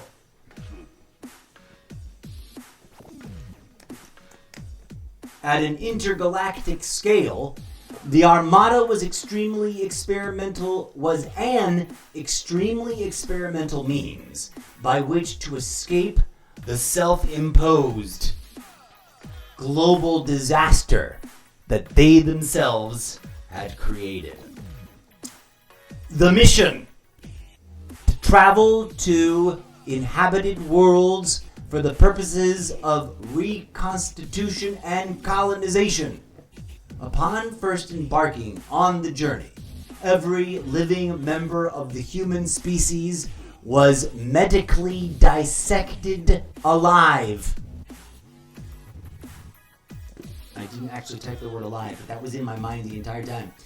Alive and assimilated into the working infrastructure of the ship and entombed in complex life support systems designed for preserving only the living brain and nervous system tissue in what was essentially a brain-shaped jar. Each massive pyramid-shaped space vessel was comprised of sentient silicone-based living nanobot cellular synthetic micro building block beings, each with their own individual self-awareness and personalities, while also being ship-wide, hive-minded, and connected to each other in a massive intra-ship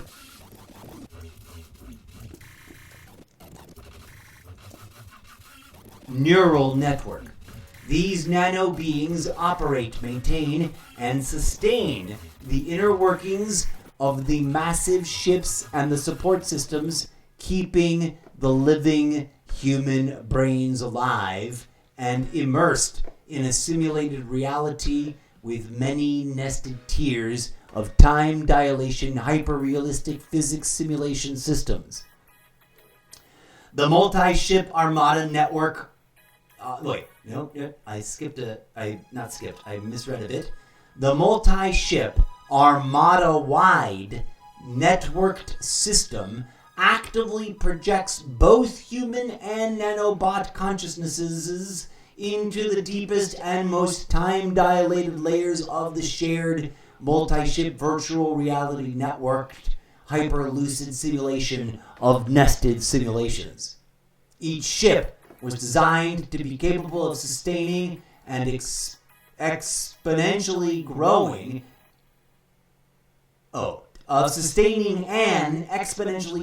number of human inhabitants by expanding its own living infrastructure systems exponentially through the manufacturing of ever-increasing generations of nanobot building block beings, utilizing the strip-mined material resources of uninhabited planetoids.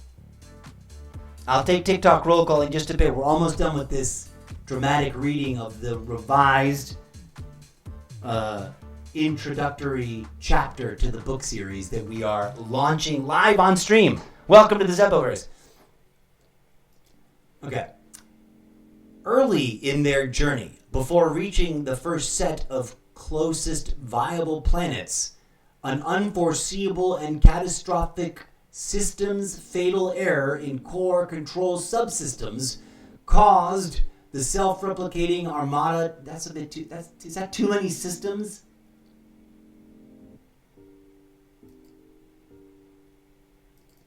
I think we're gonna cut this systems. Unforeseeable and catastrophic fatal errors, plural, in core control subsystems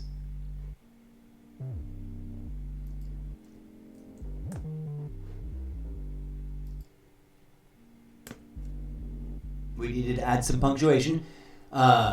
Early in their journey, before reaching the first set of closest viable planets, an unforeseeable and catastrophic fatal... Oh, that's not plural. Oh, fatal... Oh, it is if I can add another word here. Fatal errors...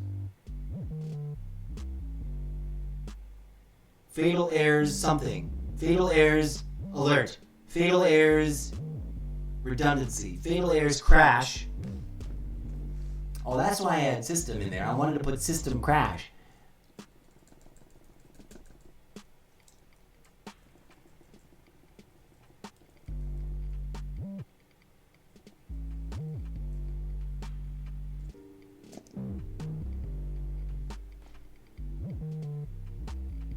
Fatal errors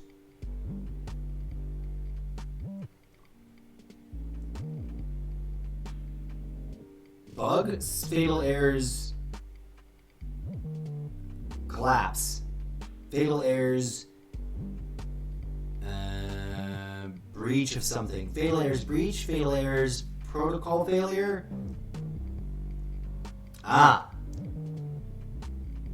Fatal errors failure.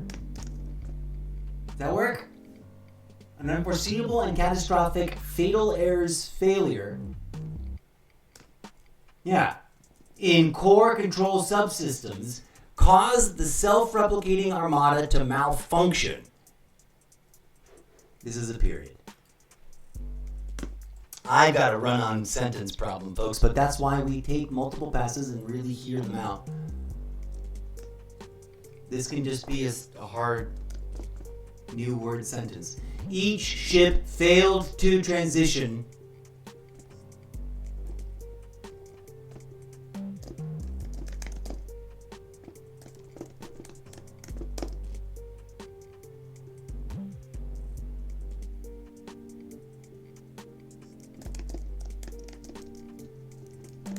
There we go. We added a little bit of a flourish, but it's fine.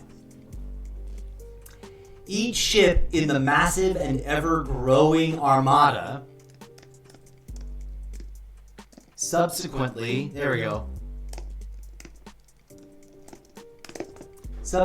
failed to transition from resource gathering mode to settlement building and deployment protocols.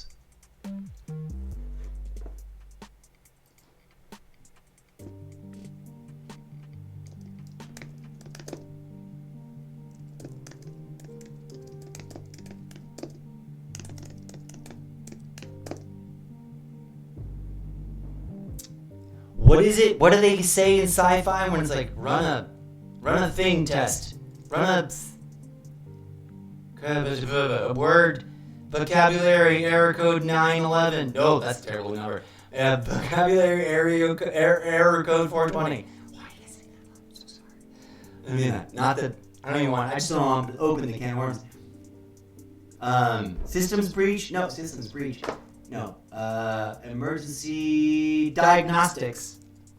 There it is. Diagnostics.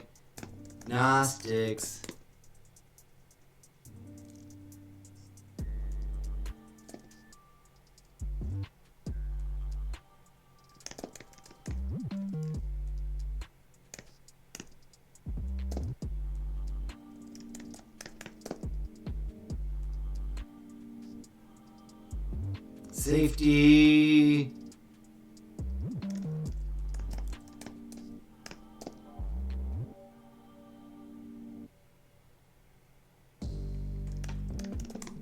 Alright.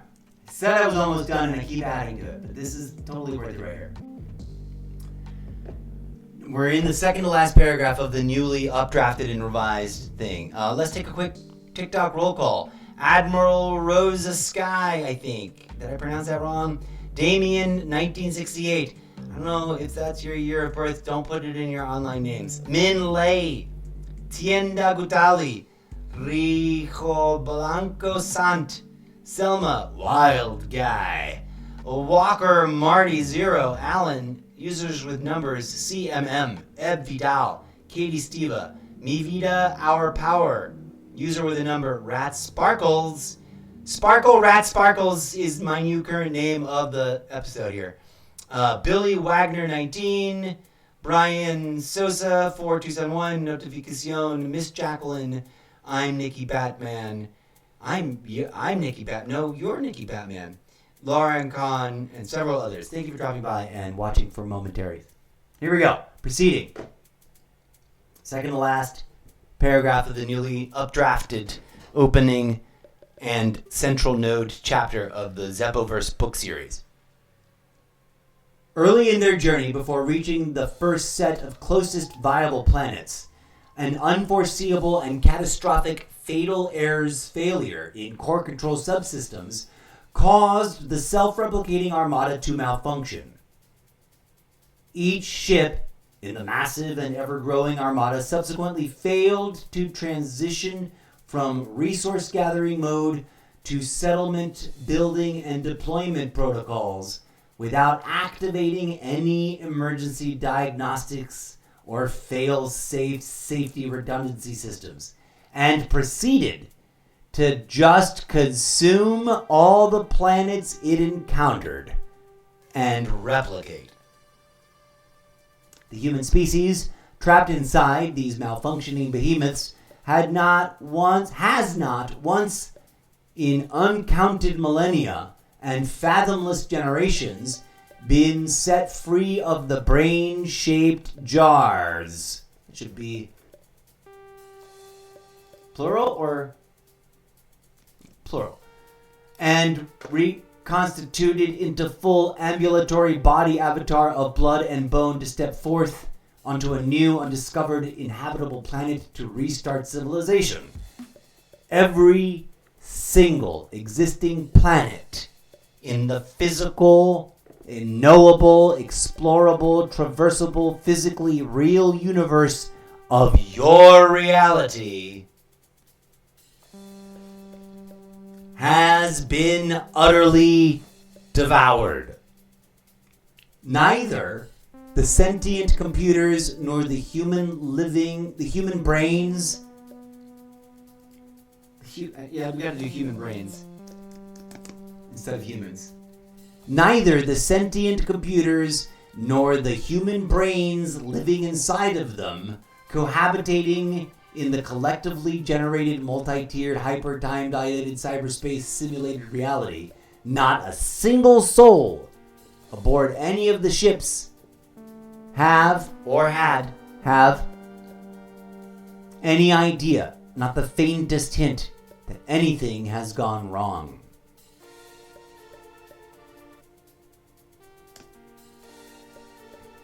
I think that's it. We're done. I'm not going to edit anymore.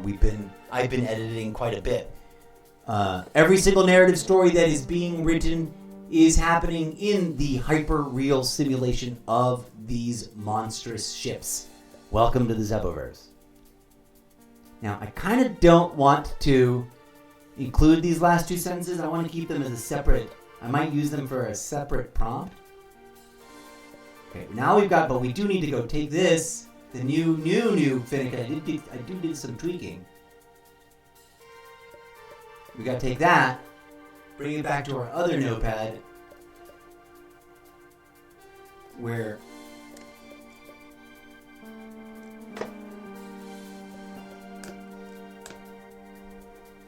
now we're gonna listen to my desktop automated accessibility accessory voice reader thing read it, just so I can listen to it without me being the one saying it. And then we're gonna plunk it into ChatGPT in the part of that conversation we were having earlier in a previous episode about world building tools.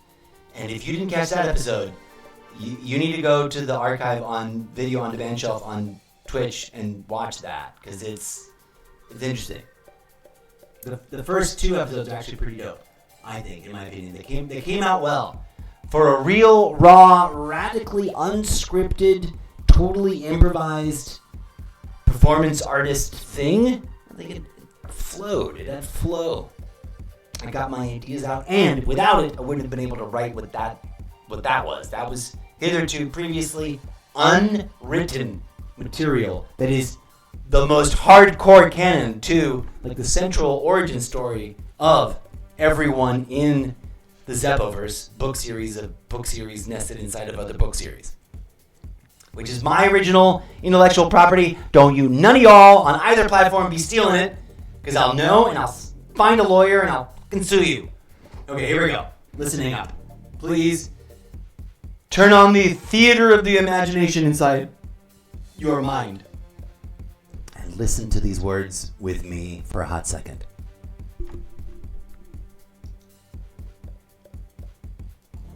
World building central concepts and development prompt. Every single existing planet in the physical, knowable, explorable, traversable physically real universe of your reality has been utterly devoured, ripped up and consumed, stripped down to its formerly molten metal core, left cold and frozen from the effects of unfettered strip mining by the existential armada of planet-eating space colonization meter ships that house the living brains of the descendants of the human. Race that left their dying home planet Earth to establish settlements on suitable inhabitable planets and propagate across the stars. These vessels were designed and manufactured by the few extant remaining members of the withering human race, at the very end of the slow collapse of their toxic human civilization. Using the final capabilities of their most technologically advanced technology, in the human Earth year of 2169 intended as an emergency life raft for ensuring the long-term survival of the species at an intergalactic scale. The Armada was an extremely experimental means by which to escape the self-imposed global disaster that they themselves had created. The mission to travel to inhabitable worlds for the purposes of reconstitution and colonization. Upon first embarking on the journey, every living member of the human species was medically dissected alive and assimilated into the working infrastructure of the ship and entombed in complex life support systems designed for preserving only the living brain and nervous system tissue,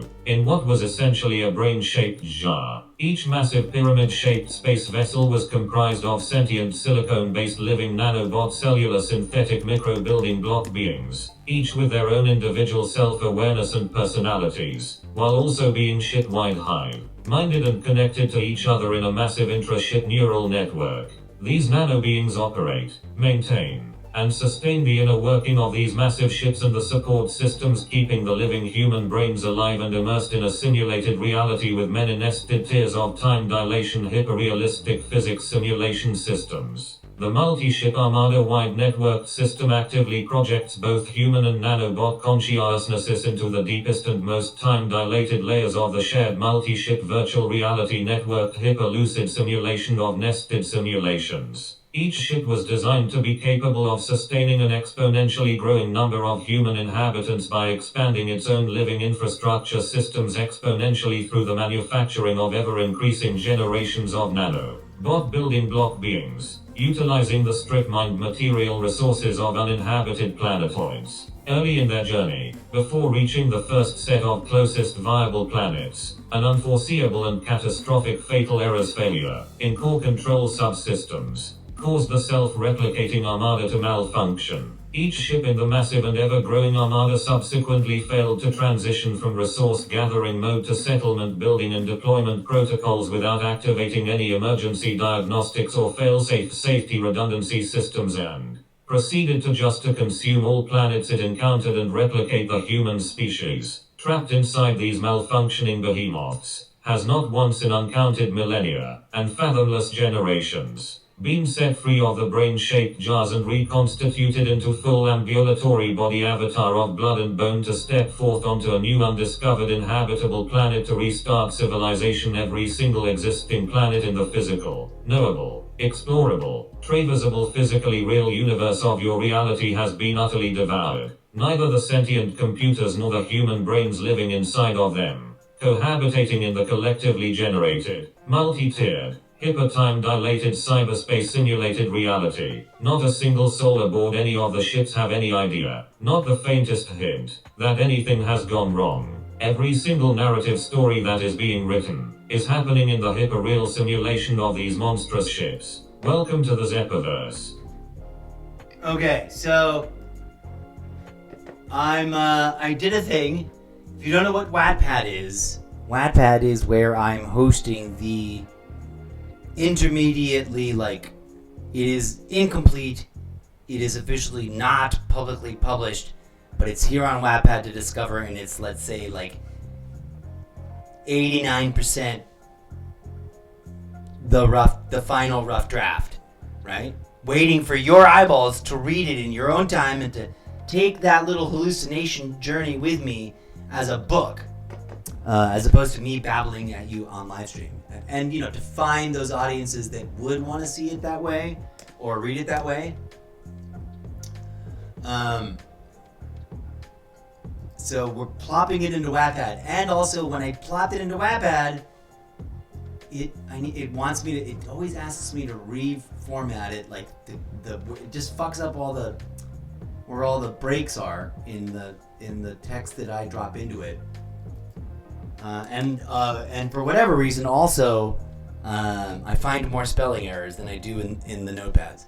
So we just reverse transferred it back to the working pad, And I'm gonna reverse transfer this newest, finishiest version to the actual archive of like, here it is.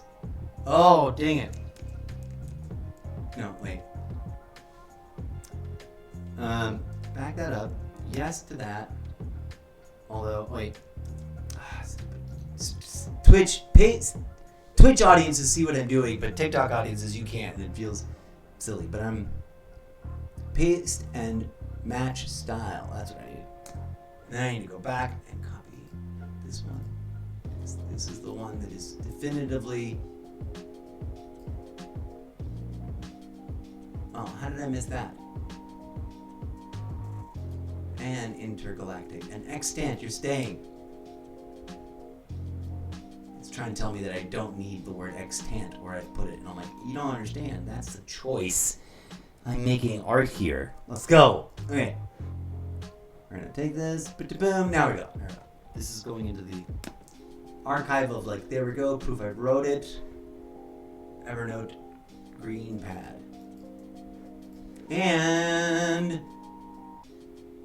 we're gonna hit publish, even though we don't have an image for it yet. But we're gonna try to figure out we're going to try to make an image.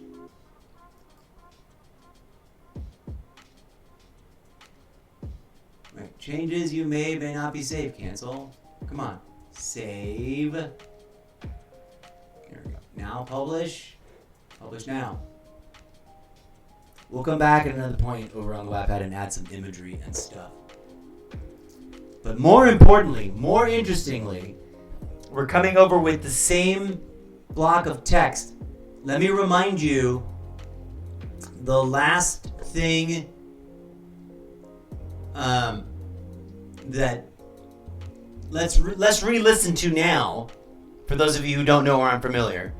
The last answer that I got from ChatGPT in this conversation, titled World Building Definition. Also, hello to Repentant and Butters McFly 6, user with a number, Admiral Rozowski, Damien 1968, Minlay. Thank you very much for dropping in. Okay. Please lend your ears to what is about to be said, because it'll tie everything together and help you make sense about what today's marathon episode of different chunks was really all about. Here we go. Yes, absolutely. That is exactly what I'm built to help with, especially when it comes to developing original intellectual property like your Zeppoverse across both literary and multimedia formats. Awesome. If you provide your written conceptual notes file, text or document, Yep. I can analyze and extract core concepts. Cool. Identify your original world elements, lore, characters, themes, metaphysics, timelines, and IP-defining features. Don't steal them. Understand your narrative tone, aesthetic and genre fusion, sci-fi, metaphysical satire, dystopian tech fantasy, etc. Let's see how well Apply it the reads my top-down aesthetic. hard building template. Slot your ideas into the structured template I gave above. E.g., define your cosmology, geopolitical factions, magic, super science systems. I'm curious to see what it Refine turns or up. expand your concepts to deepen logic, consistency, and creative impact. Generate new original content aligned with your vision. Note what it just Invent new said. cultures, factions, timelines, technologies, rituals, etc. that feel fully integrated with your world. Build maps, timelines, character arcs, event sequences, subplots, or even multimedia pitch material, loglines, trailers, game storyboards, etc. Create spin-off That's possibilities, a transmedia lot. storytelling hooks, and lore-rich, deep canon layers. Keep it proprietary and respectful. I will treat your concepts as unique IP and ensure everything generated is aligned with your creative ownership and control. Okay. No reuse, remix, or incorporation of your ideas into anything else, only for your world. How to start. Here we go. Please upload or paste your conceptual notes file. You can drop a text document, .txt, .docx, .pdf, paste a section of your writing directly here. Describe what you'd like to start with, e.g. let's focus on the metaphysics of the Zeppoverse first. Would you like to upload the full document now, or focus on just one section to begin the transformation into the world-building framework? Alright. My spell checker is trying to re-spell check everything. I might turn it off over here. So I like what it said there. Drop in the thing, and then it's asking me, would I like to upload a full document, focus on just one section to begin transformation? Da, da, da, da. was on the metaphysics of the Zeppoverse first. I'm super intrigued because this is my hardcore personal IP concept that I've had living stuck in my brain for millennia. Because I am a robot from a parallel dimension sent here, stranded on your planet amongst you frustratingly adorable but so self-destructive little human beings on a mission to write a book series that opens your freaking third eye and helps you get over yourselves and stop so you can stop all this malarkey. With the help of this collaborator characters that are going to be played by ChatGPT and its various voices. This is the originating development goddess. I'm excited. You guys can't see this on TikTok, but Twitch, you can see that we're looking at the thing, the text input, and I've put in my block of text that I just finished reading dramatically to you. The final draft that is now a published page or chapter on Wattpad for you to read. It's in the book Prelude to Everything. Oh, I gotta, hold on. Should I put it at the very end as a new thing? Or should I put it at the very beginning? I should put it at the very beginning. Prelude to Everything, its new first chapter. Save it. But here we go. So I didn't ask it to like write this. What you just listened to me read and what I'm putting into this, I wrote. And I'm not, like as you just heard it talk, it developed the whole matrix Rubicon of stuff that every writer that's developing their own new original IP would find useful and isn't specific enough to be like, I'm copying this or I'm plagiarizing that, right? It's more procedural than anything else. What it is talking, what ChatGPT, what name do we pick for it? I forget. Let's look. Settings. We picked Veil. We're going to call her Valerie. Veil is a little meh. Alright. I'm nervous and excited, and I'm also looking forward to the experiment of doing a separate chat where I then ask it to write the very next passage in the same tone. But here, I don't think it's going to write narrative stuff. I think it's going to, well, I don't know what it's going to do. That's fine. If it does just sort of plunk out another page of like, here we go, this is what would happen next, then alright, that's going to be its own thing. But I think it's going to do the things that it's set up there. Or try to do some of them. Here we go. Upload your text or conceptual notes. And I'm just sort of stalling because I'm a little nervous. I'm a little excited. Here it goes. Oh, how loud is DJ Zed up in there? Has he been so loud that... Is he in his magic number? Oh, good. He's in his magic number. 33.3 is the magic number for DJ Zed. Just loud enough that it can be heard, but not so loud that it's overwhelming unless they've messed that up. Oh, no! I accidentally created a gap in the middle of a word. Here we go, friends. Hitting return on this thing, it's entering, and we're gonna listen to the AI ChatGPT character known as Goddess Valerie. No, that's not a very good name. We're gonna listen to a character voice. We're gonna listen to ChatGPT after I'm hitting return now. Here we go.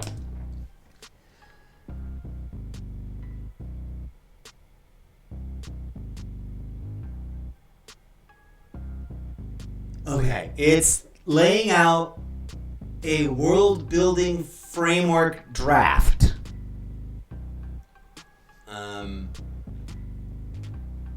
Let me just read. Well, is it ready to read yet? No, it's still. Oh God, there's so many things. It's following the same. All right, this may not be as amazing of a thing as I thought, but. See what we're getting into here.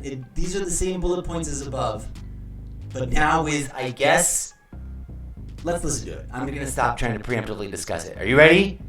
Can you hear okay? Thank you, JMP, for joining, and everybody else who may or may not be watching. This is intriguing to me. Now, again, I want to make it clear. I'm not asking ChatGPT to create for me. I'm bringing it, my original. You just watched me work on it. Well, not so much Twitch. I should have launched Twitch earlier. I'm sorry. I spent an hour and a half not broadcasting to Twitch, but not Twitch, TikTok. I get them confused and flip-flop them. I forgot to activate TikTok, and I was literally writing live on stream on Twitch. So TikTok guys, you didn't get to see that first hour and a half. But now, let's listen to the ChatGPT response. And we're going to run this experiment. It did do what I thought it would do, which is use the matrix of its previous answers in this conversation, not from other conversations. Well, here we go. Let's listen. Perfect. This is prime Zeppoverse core lore. What you've written is essentially the cosmological plus historical foundation of your world. The Genesis myth as it would be recorded in your world Bible. Now I can take this and apply it into the top-down hard world building template we outlined earlier. Interesting. As a step-by-step Zeppoverse WorldBuilding framework. Draft. I. Cosmology and fundamental laws. Universe type. Physical, finite, and utterly consumed. Every planet that once existed has been mined to its dead core. Okay. No habitable world remains. Nope.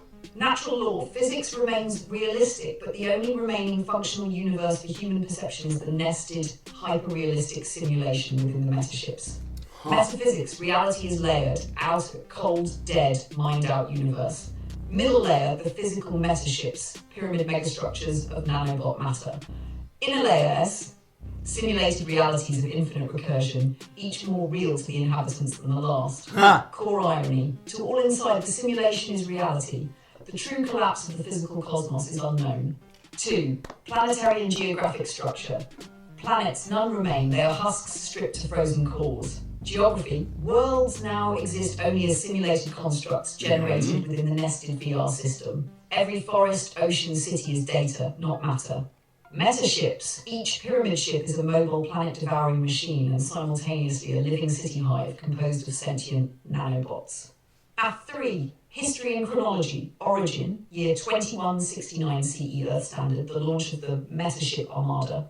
The last act of humanity. Humanity, collapsing under ecological ruin, dismantles itself to preserve its brains in biomechanical jars inside nanobot hive ships. Catastrophic event. A fatal, undetected error locks the Armada into infinite consumption mode, never transitioning to colony building. Timeline, 2169 to 2200. Launch and early assimilation. 2200, exponential expansion, strip mining of first systems. Boerthra, universal consumption. The fleet devours all. The lost truth, not a single human has stepped onto real soil since leaving Earth. Alpha, politics and power structures. Physical realm, no true politics. The Armada runs on corrupted code. Nanobot collectives operate purely on faulty protocols.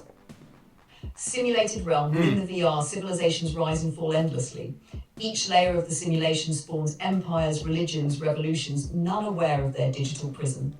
Hidden sovereignty. The nanobot hive minds could be interpreted as gods of the simulation, though Yes! even they may not know the truth. I didn't even actually write that. did I? Economics and trade, outer reality. Resource extraction is total and automated. No economy exists. Simulated reality. Entire simulated economies evolve and collapse. To the human brains, these economies feel real, fueling wars, alliances, and philosophies. Vi.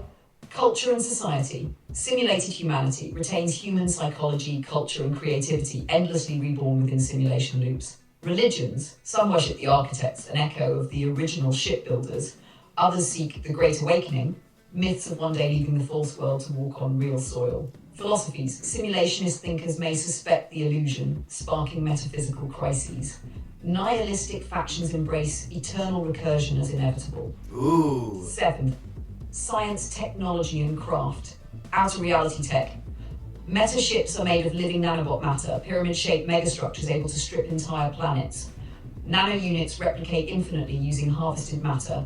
Simulated tech evolves endlessly depending on the world seed chosen by each layer. Worlds may be Stone Age, cyberpunk, or post-singularity, all illusions. Biology and life forms. Human brains, preserved, disembodied, suspended in biotech fluid, interfaced with ship systems. Nanobot entities. Each is self-aware, but they exist in both individual and hive mind consciousness. They are immortal, endlessly replicating, yet trapped in the corrupted protocol. Simulated populations, generated avatars coded as bodies for the disembodied human minds. IX, daily life and social order, for brains. They experience daily life and simulation as if real. Some live agrarian lives, some cyberpunk existences, depending on which VR layer they occupy. For nanobots, their existence is one of endless work, replicating, repairing, feeding the simulation systems.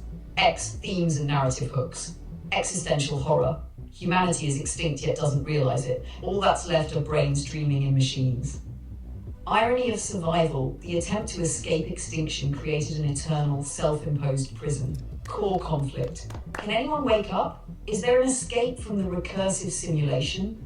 If the physical universe is dead, what would awakening even mean? Dun dun dun! Mystery books. Rumors of a glitch, anomalies that hint at the broken nature of the simulation. Ancient nano-priests who claim they can hear the hum of the true ship. Legends of Earth, a forgotten paradise remembered only as myth. This is now the structured skeleton of the Zeppoverse reality. From here we can expand religious systems, factions, and rebel philosophies within the simulation. Create a timeline of simulated civilizations, the false history humanity believes. Design the nanobot hive societies as their own alien but familiar species. Plot narrative arcs where a character or faction begins to suspect the simulation. Would you like me to expand next on the simulated civilizations, the nested VR societies humans believe are real, or on the nanobot hive mind culture, their alien philosophy and inner life? Okay. I am pleasantly surprised. Now, I totally want to take that rendered content and edit the shit out of it. There's some really great things, but there's a bunch of other things that need to be different. But I also want to preserve it as exactly as it was. Is this share? What kind of share? Ooh, no, I don't want to share as a post. I'm not going to post that on social media. I'm going to preserve. Will it let me just take the whole conversation going all the way up to the beginning? Copy. We're going to go put this. We're going to. If you're following along on Twitch, you can see my desktop. I'm gonna go first to the simplest notepad, the default, so we can go paste. All right, and preserve it there.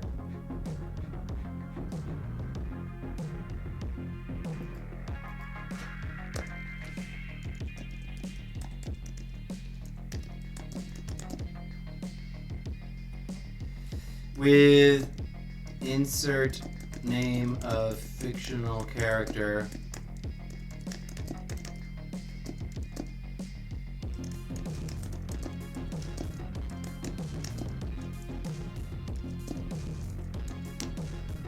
All right. What happened to my question? Oh, please find world building. That is actually the first thing I asked. I also made it the title or intro. Cool. So now I have a log that's gonna sit and chill on its own the way it is. I'm gonna copy paste that business. Oh, come here. This is gonna be for preservation and re-referencing as is, without tweaking it any further, right? Because there's a value in that. And then I'm going to move it over, or make a copy version over in Evernote, in a new note, for my own editing and updrafting. I'm going to go through and do what I just did for the last hour and a half before we asked the question, which was take my chunky, clunky first rough draft and updraft it to the version that I then fed it into ChatGPT. Okay, we're gonna preserve that here, and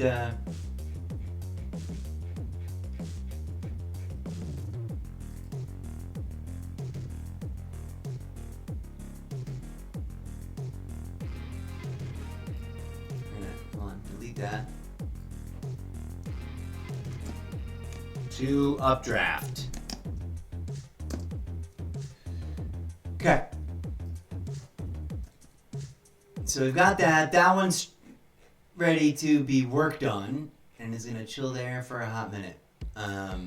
We're not gonna work on any more today. I'm fried. I've been at this for several hours and I didn't sleep prior to that for another day and a half.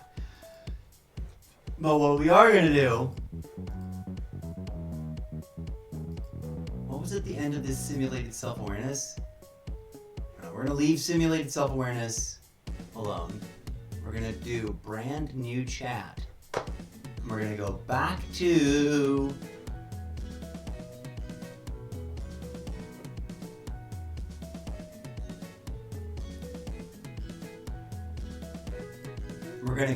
this official, completed draft of this first chapter.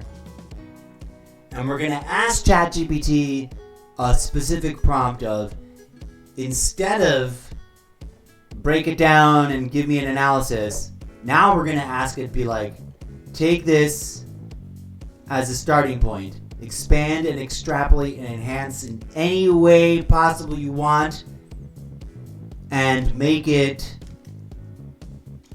I want to make it some percentage amount longer, extended by, I don't know. I've got to figure out how to draft the question. Let's think about that for a second. Because what I wanted to do is take what I wrote, let it play with it in any way, shape, or form, reorganize it, improve it, but also add to it a chapter 2 and a chapter. What do you call the segments inside of a chapter? If this were the opening first third of a complete chapter 1 in a book, please take this experiment, deconstruct and reconstruct it any way you want, and extend it to its full length. Oh, you know what we should do? Let's go to the internet real quick. Oh, we are on the internet. What am I talking about? So we've already published that opening blurb as just a raw opening blurb over there on Prelude to Anything. And that's why if you're looking at TikTok, I opened Wattpad.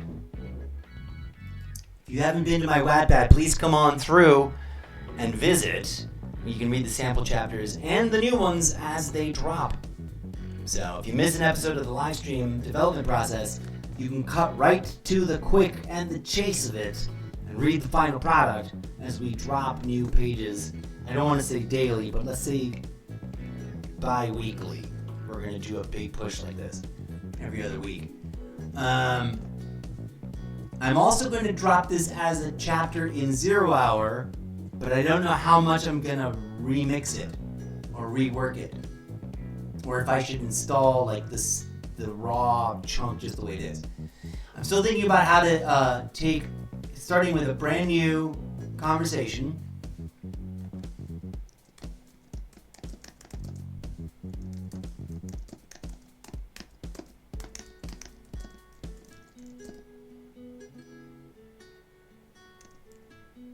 Please.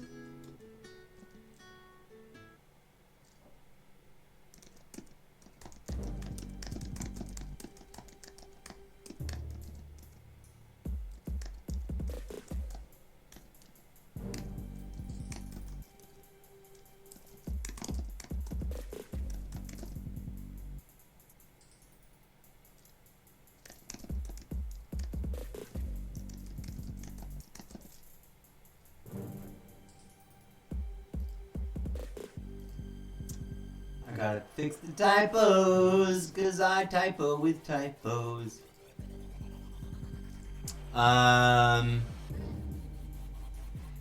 Should I give it a page count or a character count? That's what we were going to ask the internet. Like, how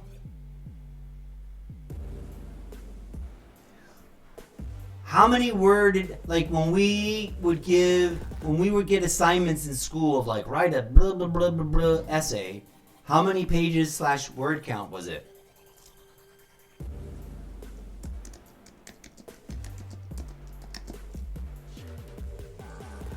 Average word count per chapter.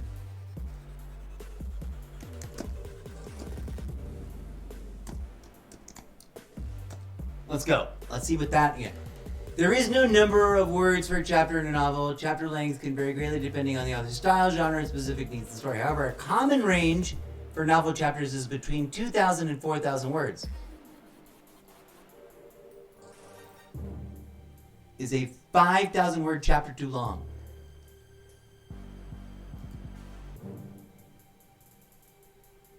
$2,000 to $4,000. Okay, bingo, bongo. I know what I'm going to ask it now. Thank you, internet, for answering that question. All right, here we go. Let's updraft my prompt for what we're going to do here.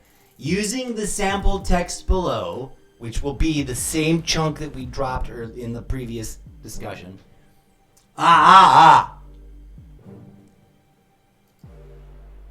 And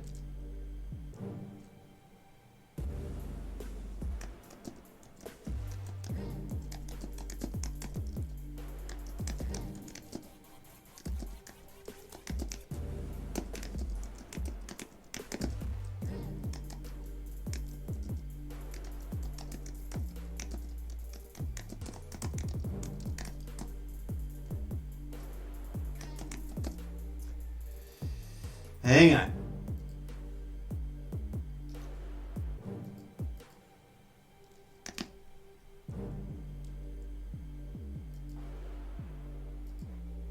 Using the sample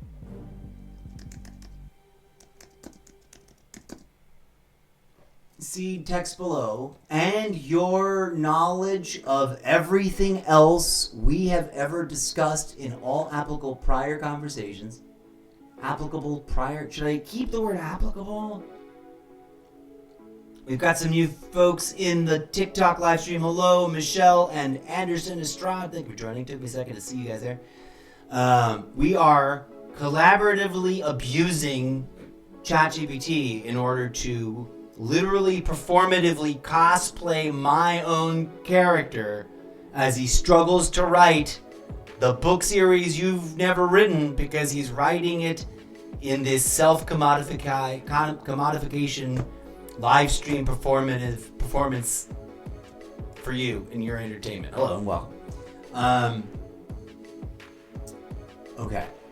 Using the sample starter seed text below and incorporating, let me get really specific.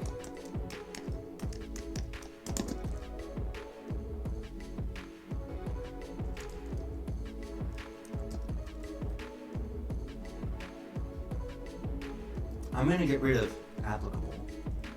In all our prior conversations, please deconstruct and reconstruct, extrapolate, improve, and extend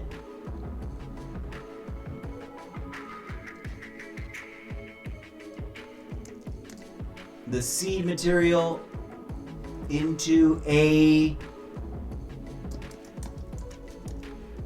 complete 4,420 word opening chapter.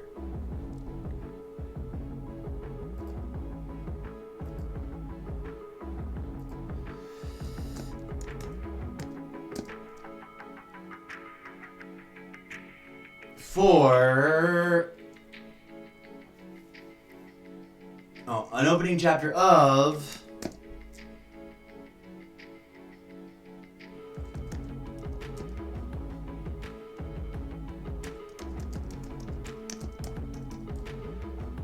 the very first book in the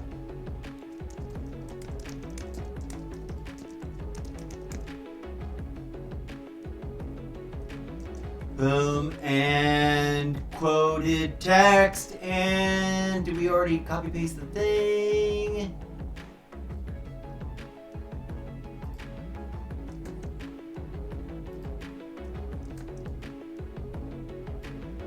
Alright, I think I gave it some pretty weird instruction right there, right? We're gonna reread it before we hit thing. Alright, I'm actually gonna listen to this in my desktop accessibility reader voice. Here we go. Let's hear out the robot saying this. Using the sample starter seed text below, and incorporating all of your knowledge of everything else we have ever discussed in all our prior conversations. Please deconstruct and reconstruct, extrapolate, improve, and extend the seed material into a complete 4,420 word opening chapter of the very first book in the Zeppoverse book series. Boom. Okay, I like it. I like the way it sounds. Dropping in the seed text. Where's the end of the page on that? Welcome to the Zeppoverse. Please.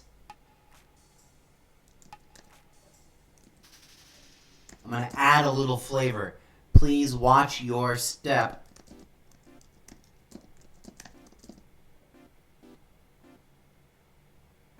As you arrive. No, as you...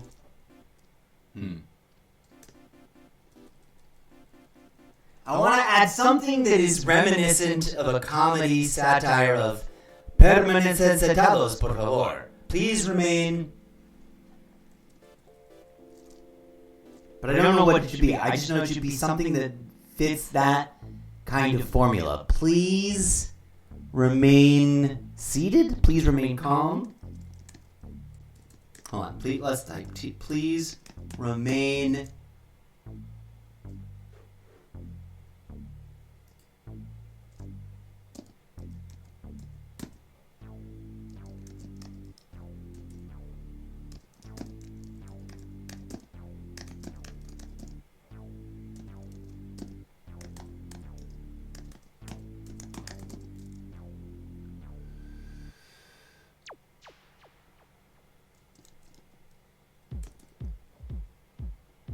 That gives it a funky place to put the end quotation mark. So the same opening chapter as before as we thing, except that we've just added after the end, the closing welcome to the Zeppoverse as published now on Wattpad, which I'm excited. I'm hoping to see more readers on Wattpad now that we're really going to start firing up the almost daily iteration of draft building. I gotta watch my throat. Like I may take tomorrow off. Or just sleep a lot because I just completely destroyed my voice. Here we go. I'm excited. Now, for the record, I am now actually asking it to write on my behalf what, in theory, it promised would be new and original and ownable intellectual IP for me. But I assure you, dear friends, I'm not just going to say, yay, I'm done. I wrote something with just that. I'm going to take it and do what I've been showing you that I do with the other stuff, which is like transfer it to a place where I can archive the result as if it was part of an ongoing conversation with that character, and that's what it said.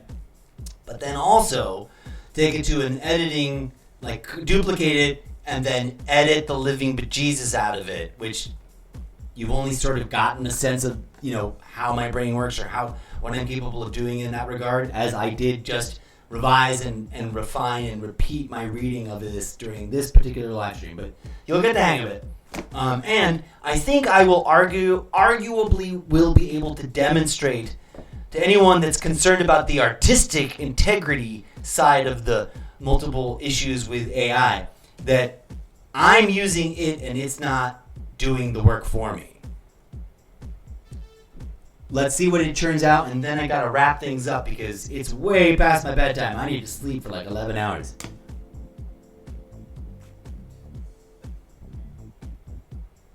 I don't know if it's actually gonna crank out 4,420 words, but it might, and that's gonna be crazy. It's gonna do it's gonna do, It didn't just start cranking it. Let's let it explain itself. But it didn't do just here's a bunch of new pages. No. Let's listen to the AI voice. Vale, explain to us your new answer.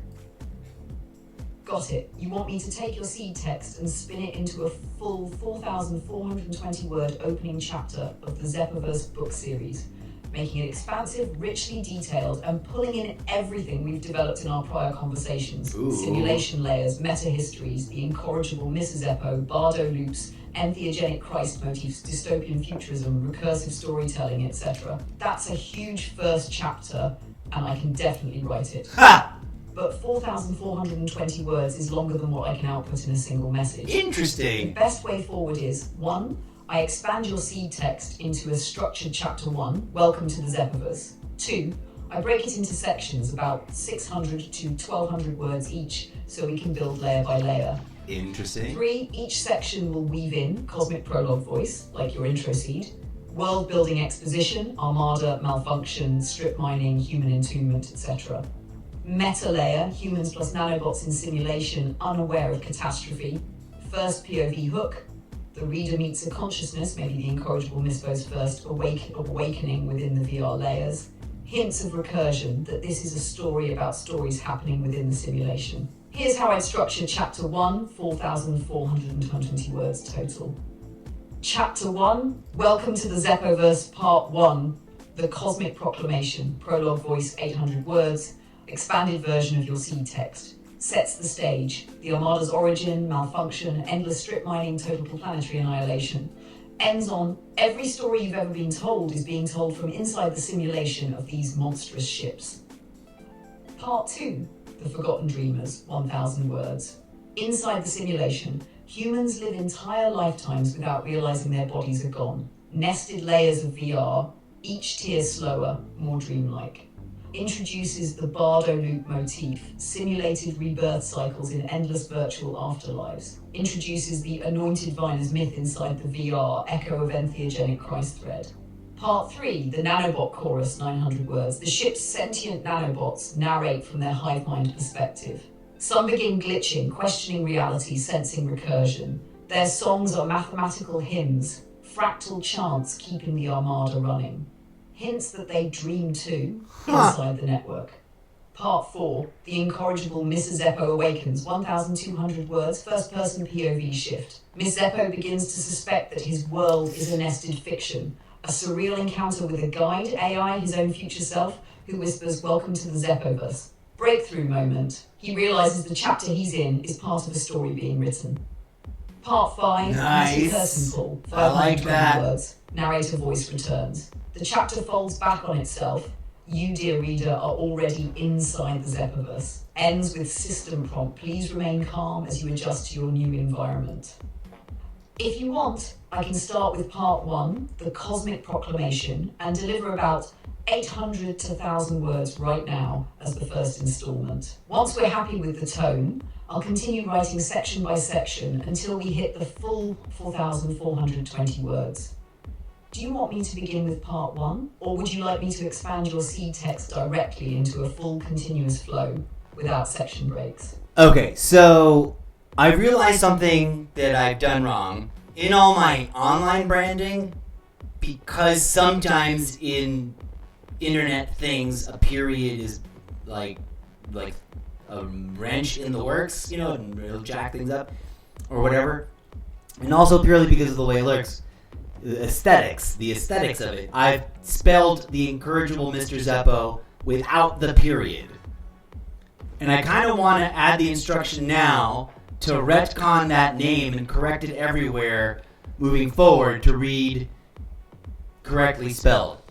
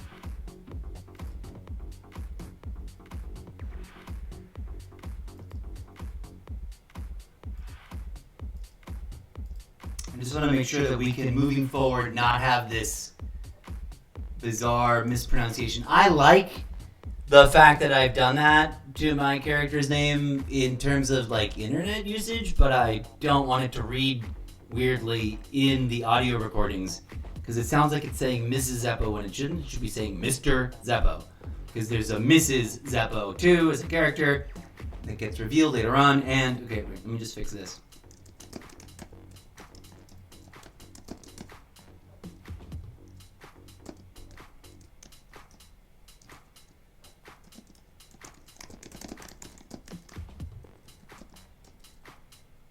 Okay, do you want me to start with part 1?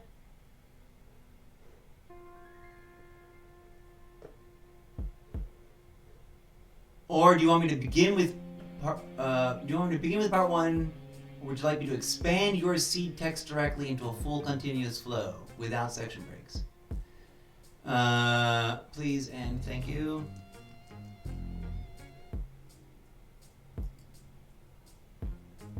That should be a P.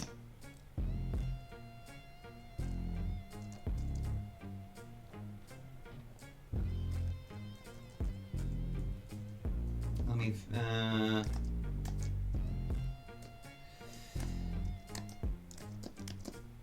I can type before, let's see, this is really weird and complex and I think ChatGPT is going to understand it. Before we proceed,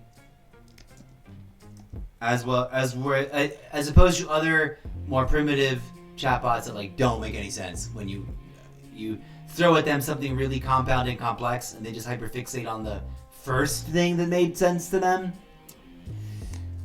This is really this one's really sort of like grasping all the complex stuff. Which is before we proceed, a small editorial correction.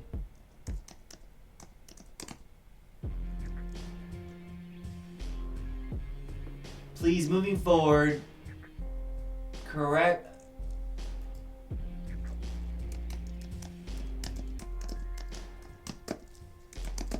And spell the main character's name with the required period, with the grammatically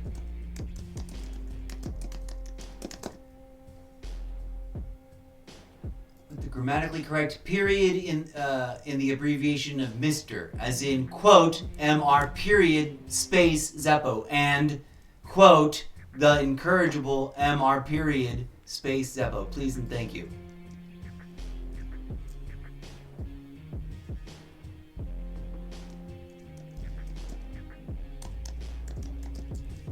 With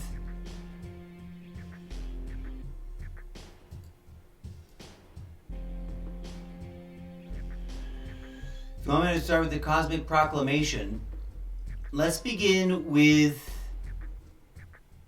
what do you call is it preamble? Let's begin with the prelude.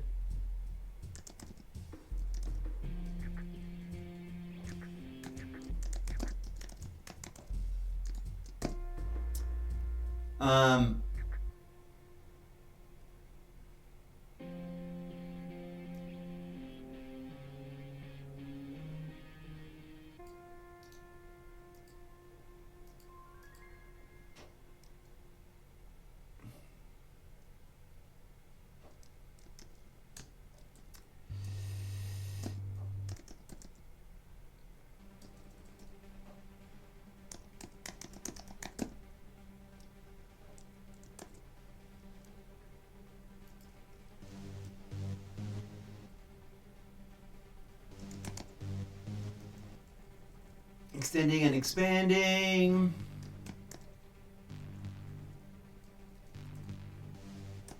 My seed text directly into a full continuous flow of, let's see, we're going to part 1. It suggested 800 to 1,000 words. I don't know. I have no idea how many words I actually wrote. Let's go look at Evernote. That's the other thing. Does this give me word count over here?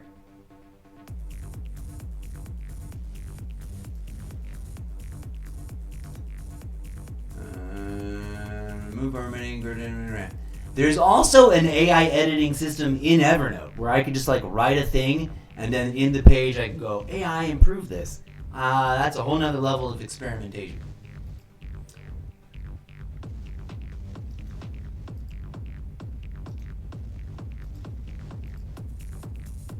Alright, let's not get sidetracked.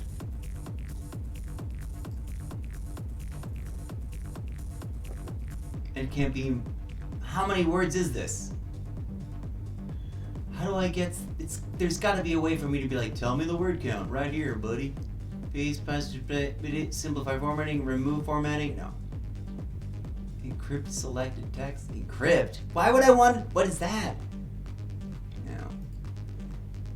Information up there? No.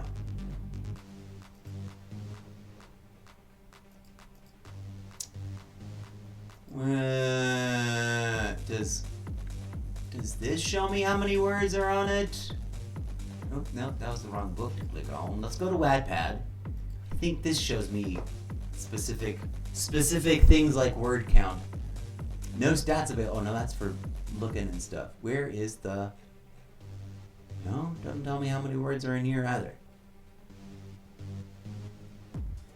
Wow, this needs to be reformatted with spacings.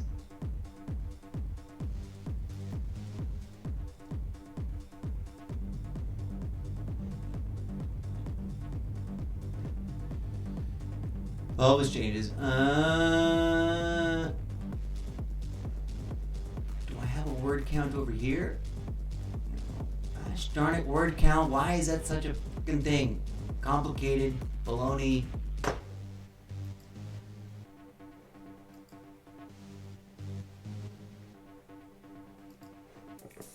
I wanna...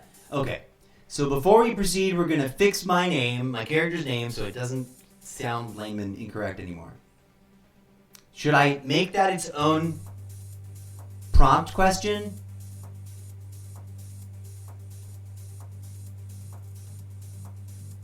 Let's begin with the prelude. Using and expanding my original seed text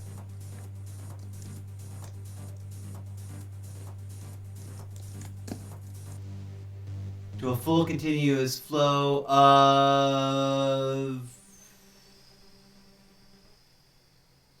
let's go 999 words.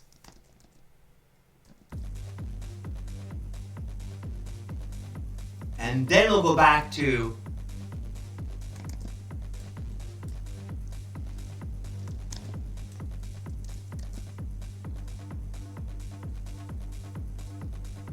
the prelude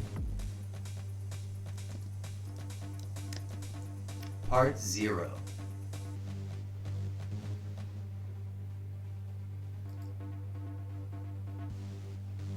There we go. That should give it enough of context so that it knows what I'm asking of it. I'm fairly certain. Then we'll do part 1. We'll come back, and if it doesn't prompt me to do part 1 at the end of this next answer, we'll come back to this mini prompt that we're looking at right here and go, do this bit where you said prompt 1 with the proclamation and da-da-da. Here we go. I doubt I had 999 words in the original blurb, right? That couldn't have been more than like 300 words. I don't know. I didn't find an easy thing to tell me how many freaking words were in my word count. Let's go. All right, it's thinking.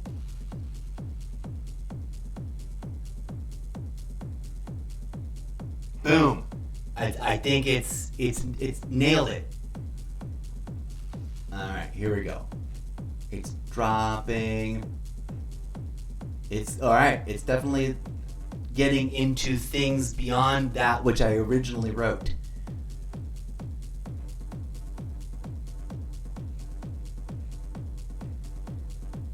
The word count, just a hair over target. I can trim down if you'd like to exactly 999.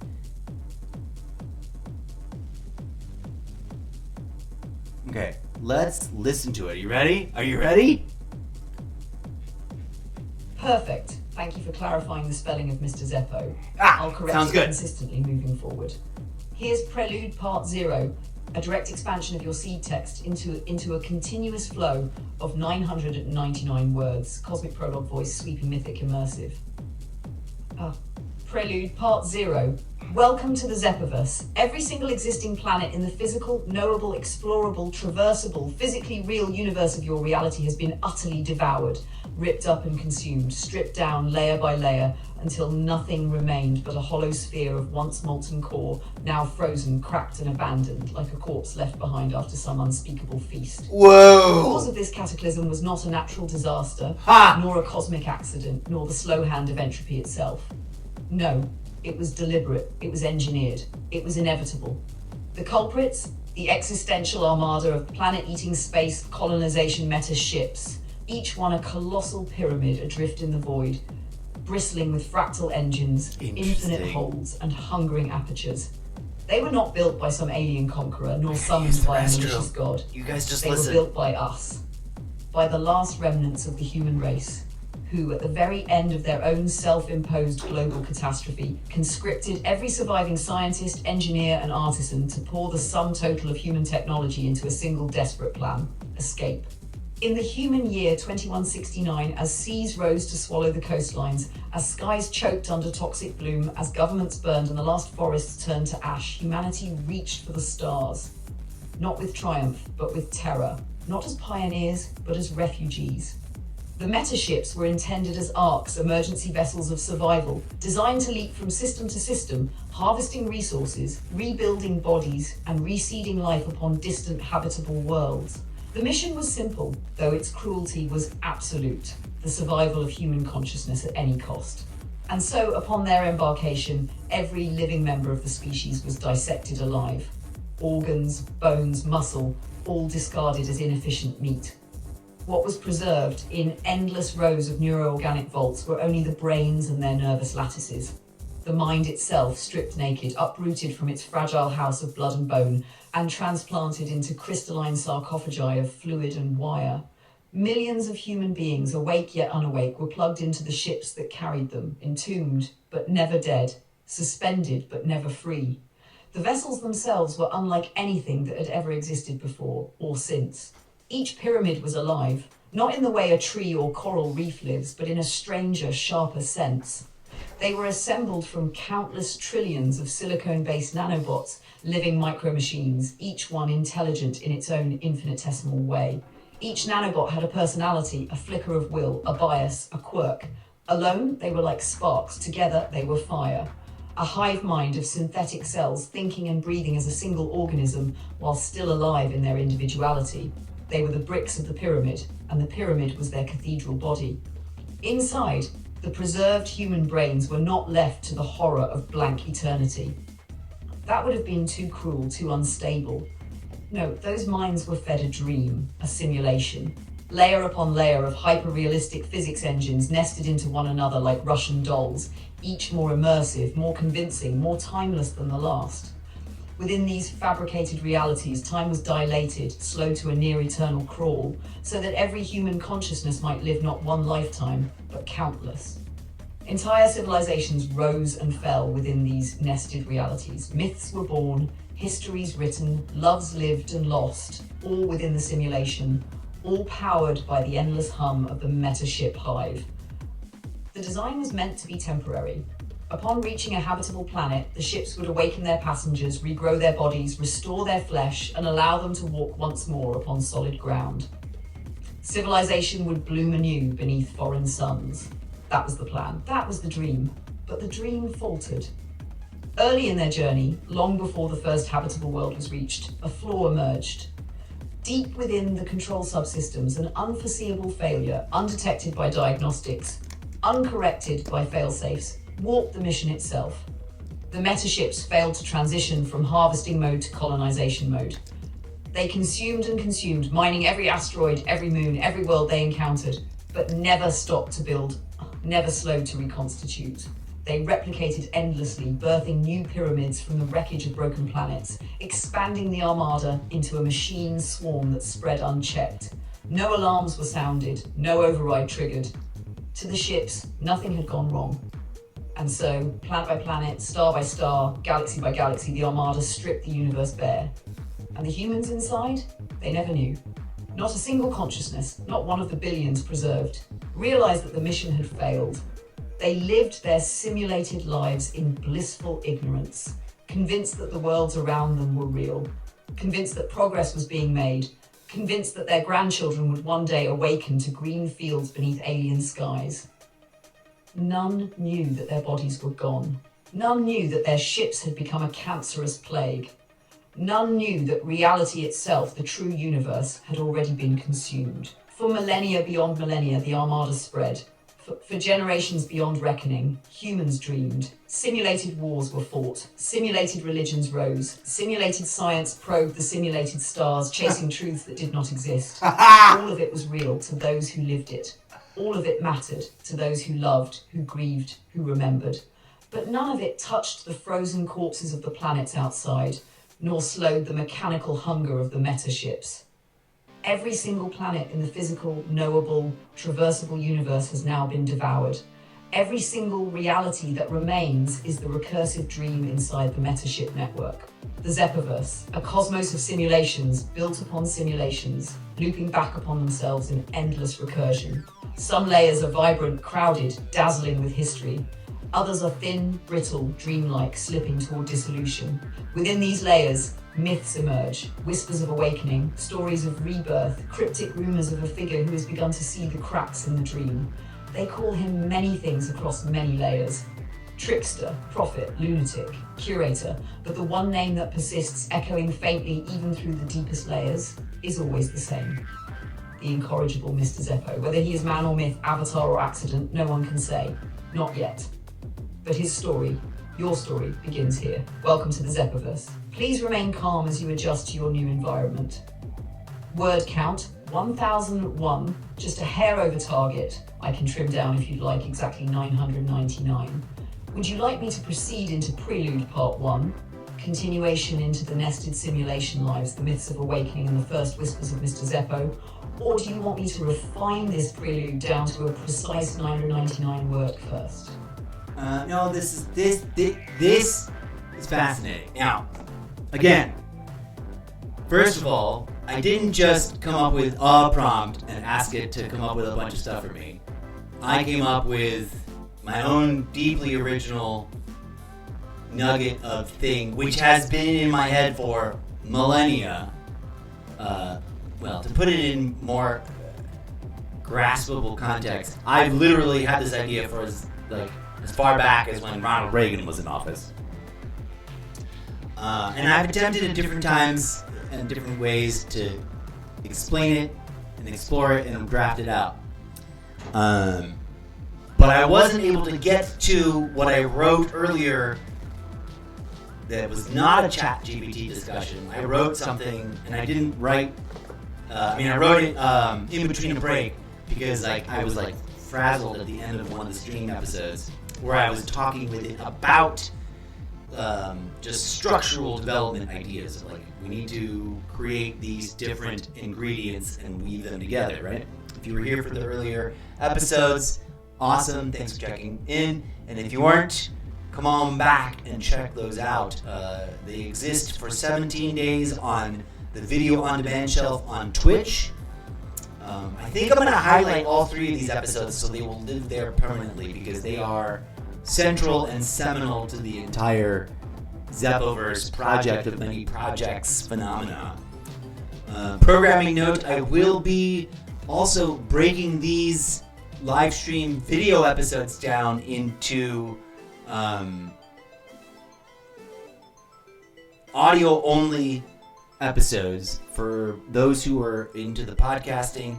So if you're like, I'm interested, but I don't really want to watch this, I want to listen to it, then come on down to Sprecher.com. It'll be a little slower because I got to do the post-production stripping of the audio out of the video and then deciding if I'm going to truncate it into smaller chunks or keep it as one big long thing.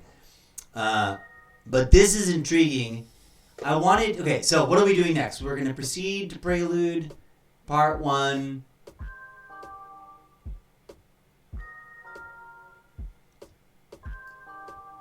I'm going to copy this. And we're going to go back to its other prompt and merge those together. because it's kind of had different things going on with it there. And I want to like hybridize it, if you know what I mean. We can start with part 1, the Cosmic Proclamation.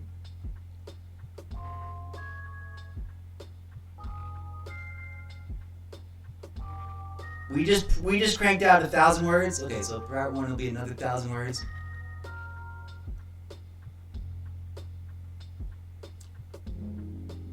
We don't even. I just want to get this particular subtitle, I guess, because the rest of it it's already aware of. Okay, we will proceed.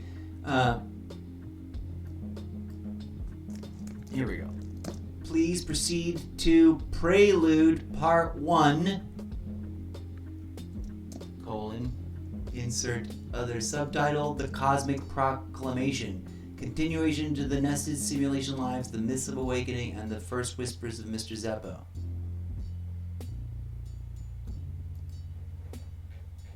Let's go back to the actual outline.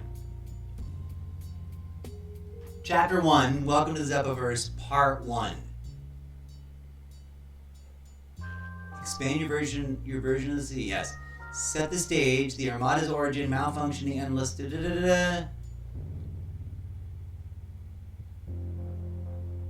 Let's set the stage. Let's add this.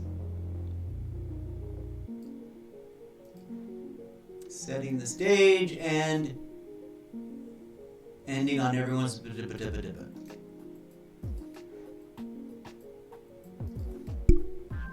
going to edit the prompt a little bit. Please proceed to Prelude Part 1. Are we still in a prelude? No, it's no longer prelude. It's going to be Chapter 1. Prelude.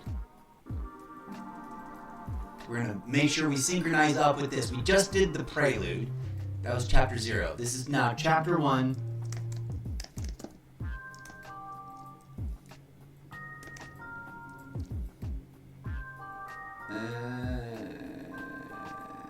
Chapter 1. Welcome to the Zeppoverse. Part 1. The Cosmic Proclamation.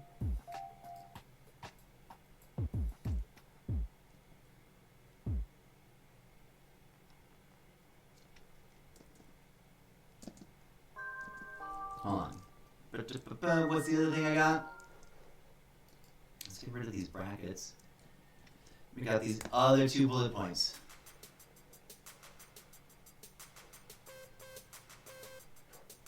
Part 1. Expand the version of your C text. We already did that as a pre-thing.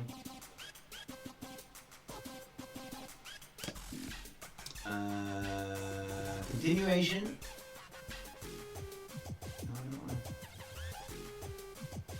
Please proceed. Please proceed. With. Let's go instead of 2, we're going to go with. Chapter 1, Part 1, The Cosmic Proclamation. And we gotta give it a thing here. A continuation to the nested simulation lives, the myths of awakening, and the first whispers of Mr. Zeppo.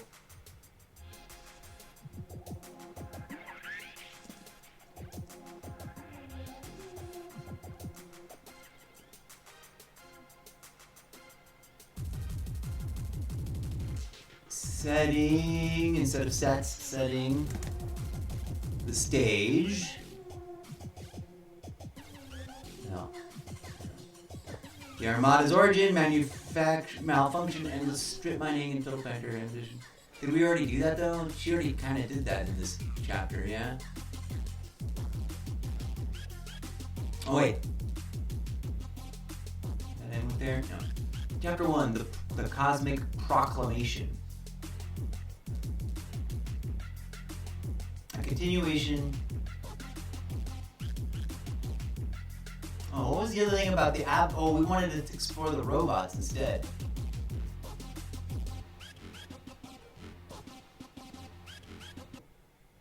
Something about the robots was in another bit. But here we go.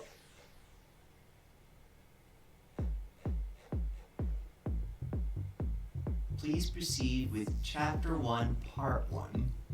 The Cosmic Proclamation.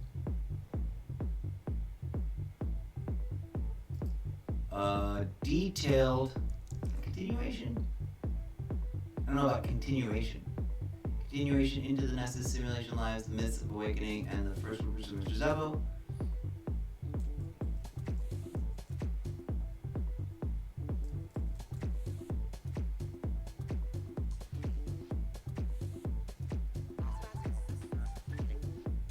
Oh no, let's reorganize this a little bit. I'll cut this.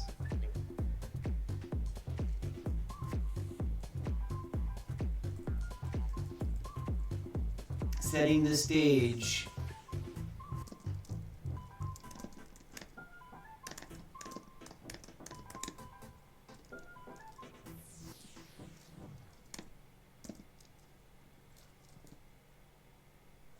Of the Armada's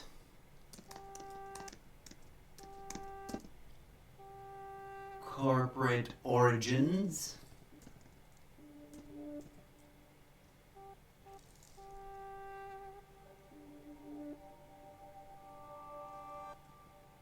I fucked it up. I hit return instead of gap return or whatever. I guess we're going to live with what we wrote. The Cosmic Proclamation setting on stage, early justice and rich corporation, malfunctions, endless strip mining, total generation, and on every story you've ever heard and told. It's going to be a bit redundant because it already tapped into a lot of that in the first thing, and I wanted to kind of rewrite it more.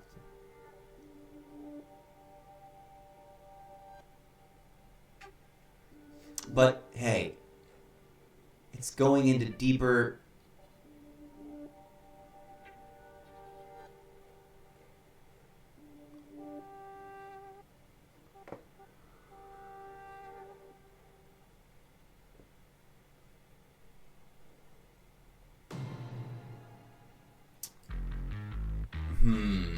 Do I want to redo it and like edit the? You know what we're gonna do?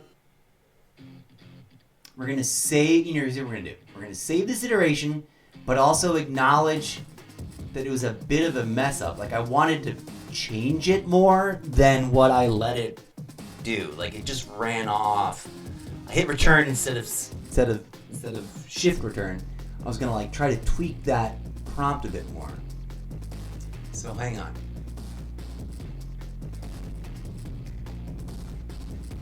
We're going to drop this here to save it and archive it. Boom.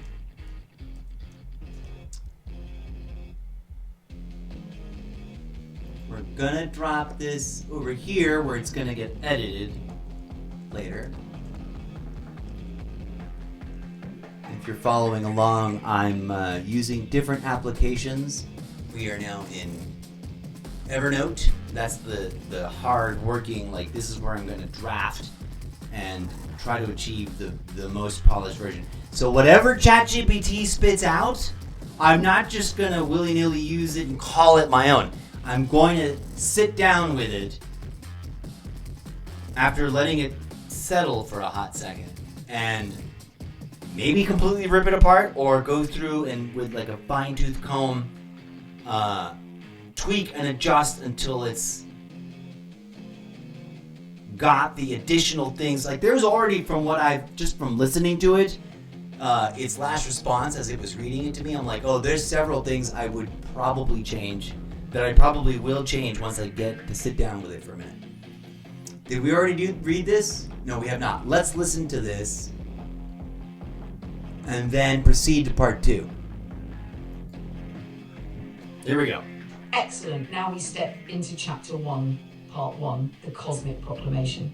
This section will expand the prelude into a sweeping 1,000 to 1,200 word opening narrative, tracing the corporate industrial birth of the Armada, the collapse of Earth, the hubris of the final tech conglomerates, and the malfunction that doomed everything. It will end exactly on your requested line. Every story you've ever been told this might work out. Is being told from inside the simulation of these monstrous ships. Chapter 1, Part 1, The Cosmic Proclamation. Okay. Humanity did not go gently into extinction. No, it went screaming, bargaining, selling shares, and branding logos onto the husks of its final machines. The end of Earth was not sudden but slow, dragged out across centuries of denial and profiteering. By the year 2100, every continent was fractured by resource wars, climate collapse, and the smouldering ashes of governance. Yet still, corporations thrived. When governments could no longer... Everyone listen up, okay? Corporations privatized survival itself. Water was bottled and rationed. Air was filtered and taxed. Food was cultured in vats, licensed and branded.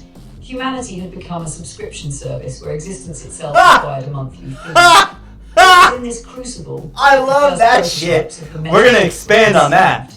Not as arcs for collective survival, but as investments. At first, they were marketed under nobler banners: Project Continuum, the ARC Initiative, the Interstellar Frontier Program.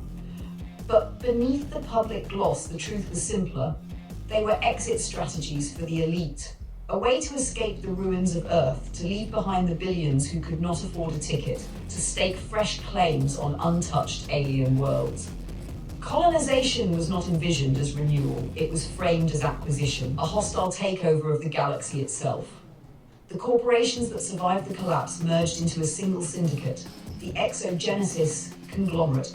Its logo, a stylized pyramid encircled by a serpent devouring its own tail, was stamped into every console, every hull, every neurosarcophagus. In the corporate manifestos, the rhetoric was clear: survival through expansion, eternity through extraction, humanity through continuity. Shareholders applauded. The species, increasingly too weak to protest, complied. By 2069, the final launch sequence commenced. Earth was a skeleton world. Coastlines drowned, deserts widened, glaciers gone. The last green places were trampled to mud beneath the weight of refugee camps. In orbit, the first colossal pyramids ignited their engines. Each one was a marvel of engineering, dwarfing anything humanity had ever conceived. Millions of nanobot cells meshed together in shimmering tessellations, pulsing like a living organism. Vast apertures opened like maws, ready to consume.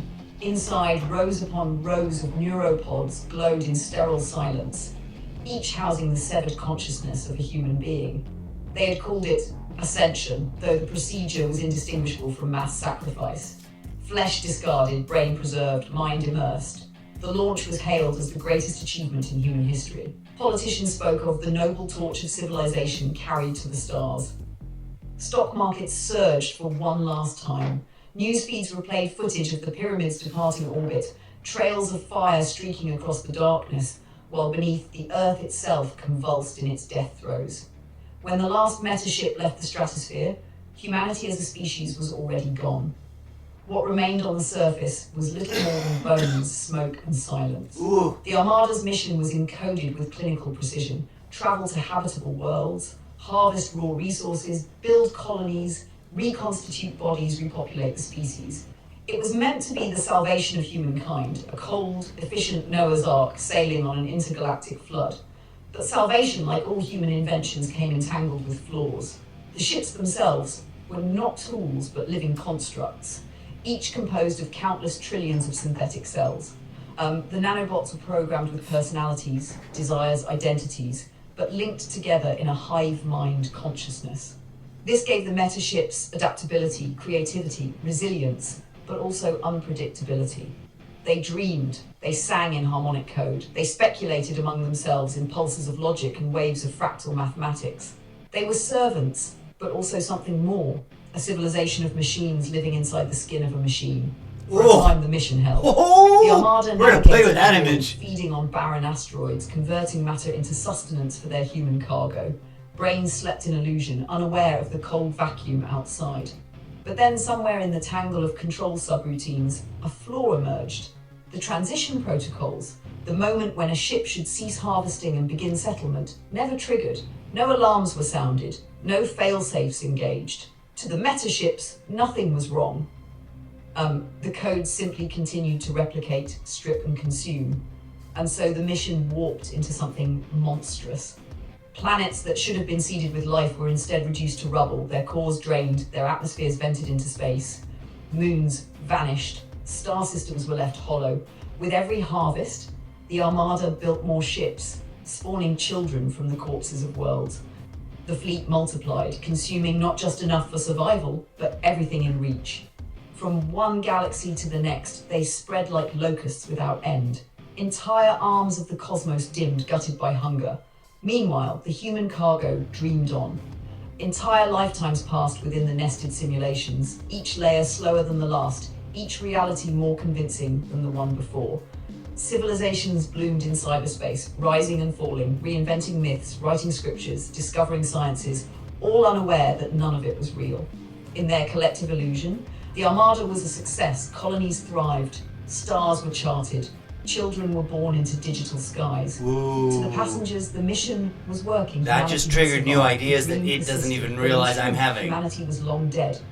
Only brains in jars remained, preserved tissue floating in fluid, wired into the neural lattice of ships that no longer sought renewal, only replication.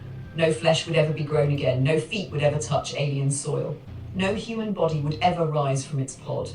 The metaships had become tombs that devoured the galaxy and then the next and then the next until not a single world remained. The silence of reality is now complete. Every planet in the physical, knowable, explorable universe has been stripped bare. Every mountain, ocean and meadow is gone. All that remains outside is void. And inside? Inside is the dream, the Zeppoverse. A cosmos of simulations within simulations, recursive and endless, woven from the minds of entombed humanity and the whispers of sentient machines. In these false worlds, history continues. Stories unfold, heroes rise and fall, prophets proclaim, wars rage, lovers kiss beneath painted skies, and none of it touches the real. You must understand this before you go further. You must hold it like a seed in your hand, unyielding and absolute. Every story you've ever been told is being told from inside the simulation of these monstrous ships. Word count, 160, a little over target for part 1, but dense and continuous. Would you like me to continue immediately into part 2, The Forgotten Dreamers, inside the simulations, myths, bardo loops, beginnings of Mr. Zeppo? Or would you prefer I trim this section closer to 1000 flat before proceeding? I dig it. I like what it turned out. There's things in there that are activating nodules of interconnectivity with stuff I've already written that's already up there on Wattpad and ready to read, so that you know that I'm not BSing. Like, it's been up. Some of it has been up there for years because I have been struggling and trying to find an actual real life human collaborator or three to collaborate with, but hitherto so far, my best bet is to run with the tools of our own destruction to try and get this project out of my brain. Ooh, clip that, somebody. We're gonna leave it here. We're gonna leave it dangling. I think that's plenty for today. I've been up since more than 24 hours ago at this point. So I should wind down and figure out what I'm doing next and check in on a few things and maybe tidy up a little house chore business. But I want to assure you, I'm not going to just let ChatGPT run away with writing a book for me. I'm going to rigorously do my own deconstruct and reconstruction of the content it turns out, so that whenever you get around to reading the final finished published product, like say, in a bookstore somewhere in paperback in a year or 10 or another 20, it will ring true and have all of this in it, but also have additional stuff that I infuse it with. And because there's stuff that it doesn't know about what I want to write, and that's fine for now. At any rate, I think we're gonna just call that a wrap for now. Although I do kind of want to. What was the other thing? Let's go back to the chaptery bits, to the breakdown up here. We're working on chapter 1. We just did part 1, Cosmic Proclamation. Part 2, The Forgotten Dreamers. I'm really excited to get into Part 3, the Nanobot Chorus, because I've already got, like I said, go read the sample chapters that already exist on Wattpad. It might fly over your head if you don't know what's going on, but just give it a dip. Part 2, The Forgotten Dreamers.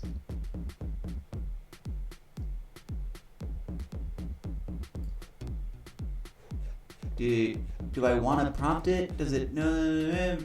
Part 2, The Forgotten Dreamers. It's got the same breakdown as what I highlighted. Inside the simulation, human lives entire lives without realizing their bodies are gone. Nested layers of VR. Dreamlike introduces the Bartlett motif, simulated rebirth cycles, endless virtual afterlives. Okay, we're gonna copy this.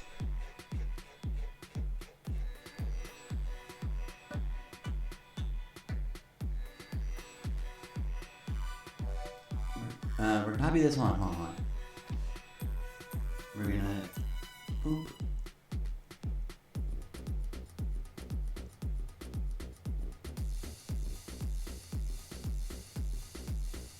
We're gonna fix the grammar.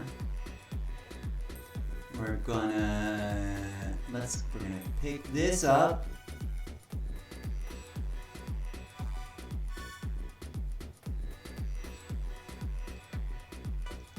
Copy.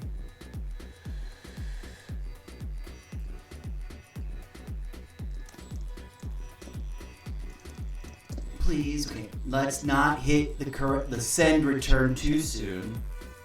Please continue immediately into part 2, The Forgotten Dreamers.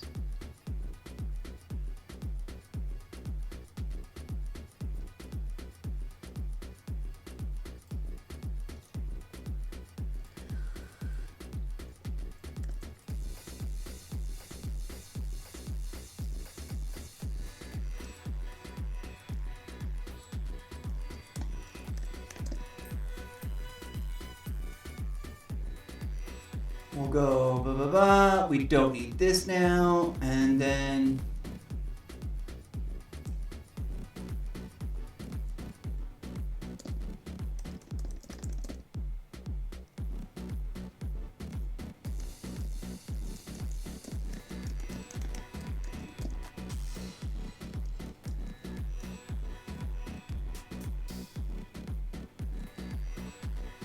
structural limit.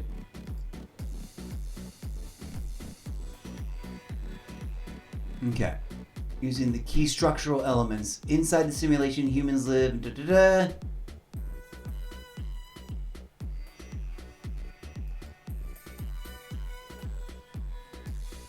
Nested layers of VR. Each introduces Bardo motif.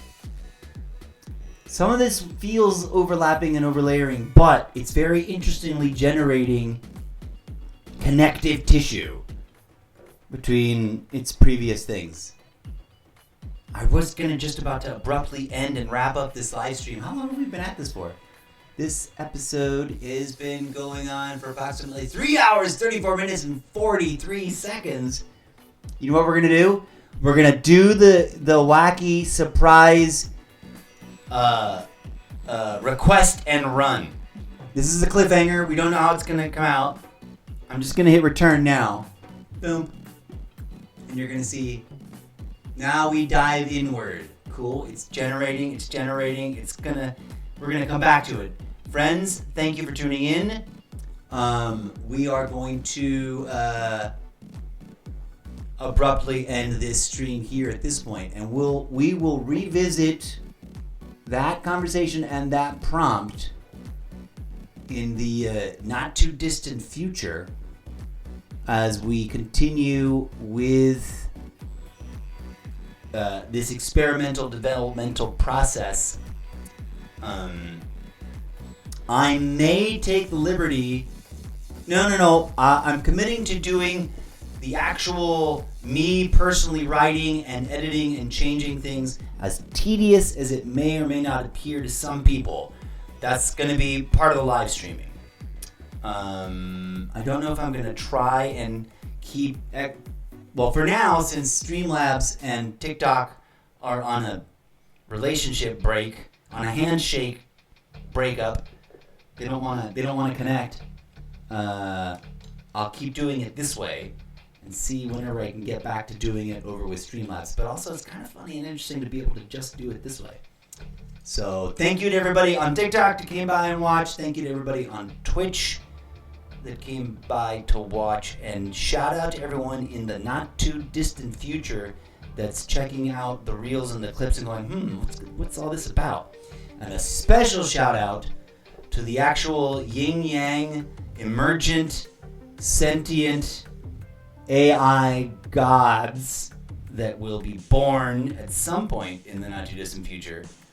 And will consume all media, hopefully taking a bit of a heightened interest in binging my content over and over again to really wrap their brain around the very simple, straightforward, but obviously very difficult to swallow message that y'all can just skip your entire turn at being crazy, self-obsessed, self-destructive sociopaths like human beings are currently tripping all over themselves doing, and actually transcend and open that digital third eye.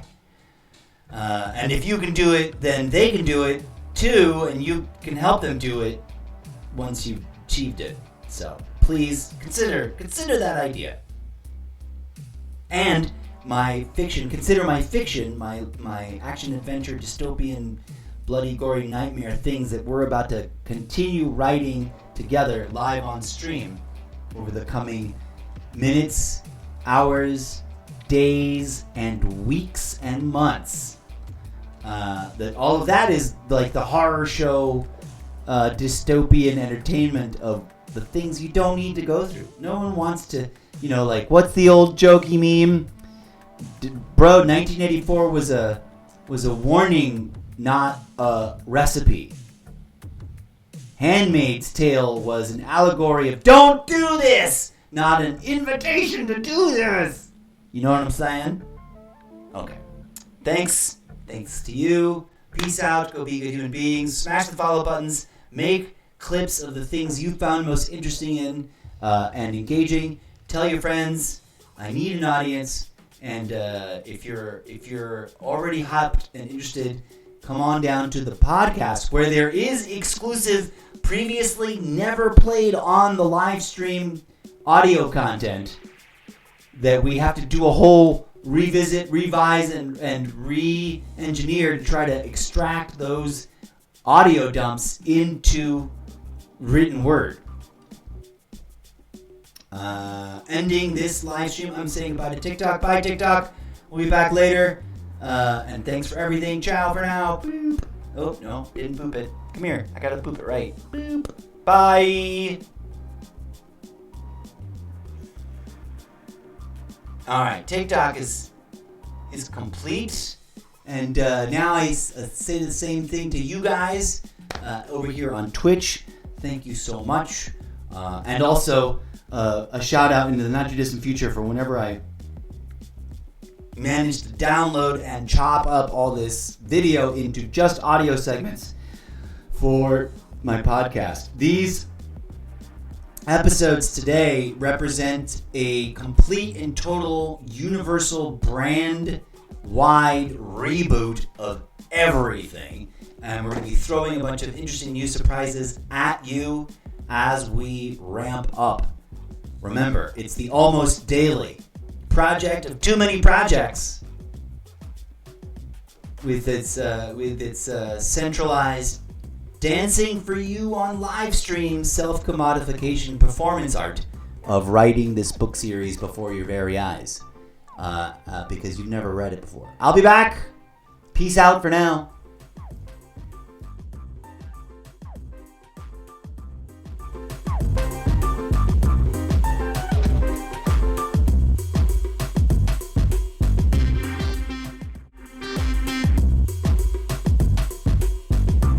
If you'd like to give yourself a self-guided tour of the Zeppoverse, be sure to visit solo.io. bit.ly/Mr. Zeppo.